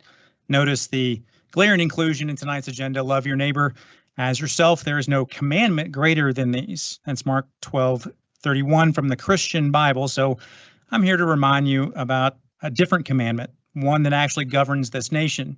Congress shall make no law respecting an establishment of religion. That's the First Amendment, in case you're not familiar. And yes, I know this board isn't Congress, but I also understand the 14th Amendment. And regardless, the greatest commandment in this context is simple: don't violate the Constitution. You weren't elected to preach to me. You were elected to serve this community without violating the Constitution. And if you want to preach, I am positive that Derek can arrange a pulpit for you. Now back to the bond issue. You've been pushing this proposal as a once-in-a-generation opportunity, initially leaving out some very critical details, like the fact that the Department of Defense funds for rebuilding Air Academy High School are part of a no-year appropriation. They don't expire. So this rushed fear-mongering push for a historic opportunity is just a smokescreen. And let's not forget that $11 million is being allocated to charter schools with no proper needs-based assessment, which, by the way, is also required by law. And while we're talking about funneling public funds to pet projects, while $500 million in deferred maintenance for public schools continues to be ignored. So you can quote the Bible all you want, but what you're really preaching is fiscal irresponsibility and a blatant disregard for fairness and transparency. I don't need religious commandments from my elected officials. I need accountability. So maybe the real love your neighbor moment here is showing some love to the students and teachers stuck in crumbling buildings and leaky classrooms. Or maybe at the very least, some of you could show some love to Tim Hoffman, and maybe, just maybe, you can stick to the Constitution while you're doing it. Next up is Bernadette Guthrie. One of the competencies in Portrait of a Graduate is creating lifelong learners. So let me start by thanking D20 for making me exactly that, and tell you a bit about the adventure that being a curiosity seeker has taken me on recently. I recently learned the difference between an MLO and a bond and the legal requirements that come with each. I've learned that the district's financial situation is far worse than I originally thought, with $500 million of deferred maintenance. Yet despite this enormous backlog, there's no comprehensive data-driven plan to prioritize these projects. I've learned all about the 2016 bond and how thorough that process was. I've also learned that D20 has been over collecting on that bond, leading to a $44 million surplus in the bond redemption fund. And while the district is sitting on this surplus, we're being asked to approve another bond, which will ultimately cost taxpayers over $153 million with interest. I've learned about the Charter School Capital Construction Program, which gives our charter schools an extra $1.56 million from Colorado marijuana taxes on top of what they already receive from D20. I've learned about First Amendment rights, civil rights, anti-SLAPP legislation, and even the judicial system. I've studied D20's administrative and board governance policies so closely I could probably recite them, yet over the past 3 years, these policies have been repeatedly violated with no accountability. I've learned about fair campaign practices and election finance laws. I've learned that money, not merit, wins school board seats. And as it turns out, electing officials based on propaganda, whether it's books or masks, is a terrible idea. But most importantly, I've learned that those who should know the most about these issues don't. It's clear that it's up to us as constituents to stay engaged and ensure our tax dollars aren't continually wasted on financial mismanagement and lawsuits. Let's be clear, if this bond fails, it won't be because the community doesn't support Air Academy or that anyone is politicizing it. It will be because of the district's negligence and refusal to complete the basic due diligence. We cannot continue to ask taxpayers to fund projects when the district has shown it cannot be trusted to handle money responsibly. The failure. Thank you. Your time is up.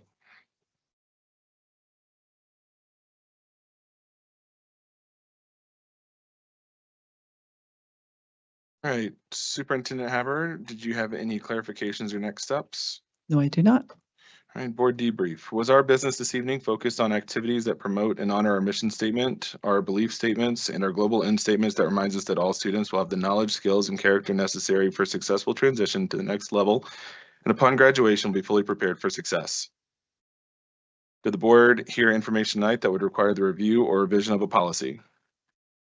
Director Cons. I just want to acknowledge the librarian from Eagle View for our administration to consider. So since you asked, I can give a clarification on that. We've been tracking that data very closely, and we actually have an update that we can bring to the next board meeting in October around where we're at with that. We have made phone calls. The other part of the clarification on that, it's not just the library books. It's that they're updating their emergency information. It's library books. It's whether or not that just for middle school, whether or not they want to have students access the YA books. And it's also media release and some of the other things that we need to have updated every single year. So I think it's also showing us that we really need to continue to have different ways to reach out to parents. We have to have that emergency information updated. So those same parents who haven't done that piece, it's the whole list of things that are in there. But we continue to track that and continue to reach out. So I appreciate your asking about that. Thank you. Any other information that would require a review or revision of a policy? Did the board hear information tonight that would require a new policy? Did the board hear information tonight that the board would like to include on a future agenda? All right. With that, we have Miss Allen and Mr. Meyer, but I don't think Buck's here tonight. They have birthdays this month. So happy birthday, Miss Allen and Buck. And Mr. Salt's birthday is September 19th. So happy birthday to you. That needs to be removed from the record. All right, we were peaked at around 17 attendees. We are down to 15. There is no executive session tonight, so this meeting is adjourned. Thank you.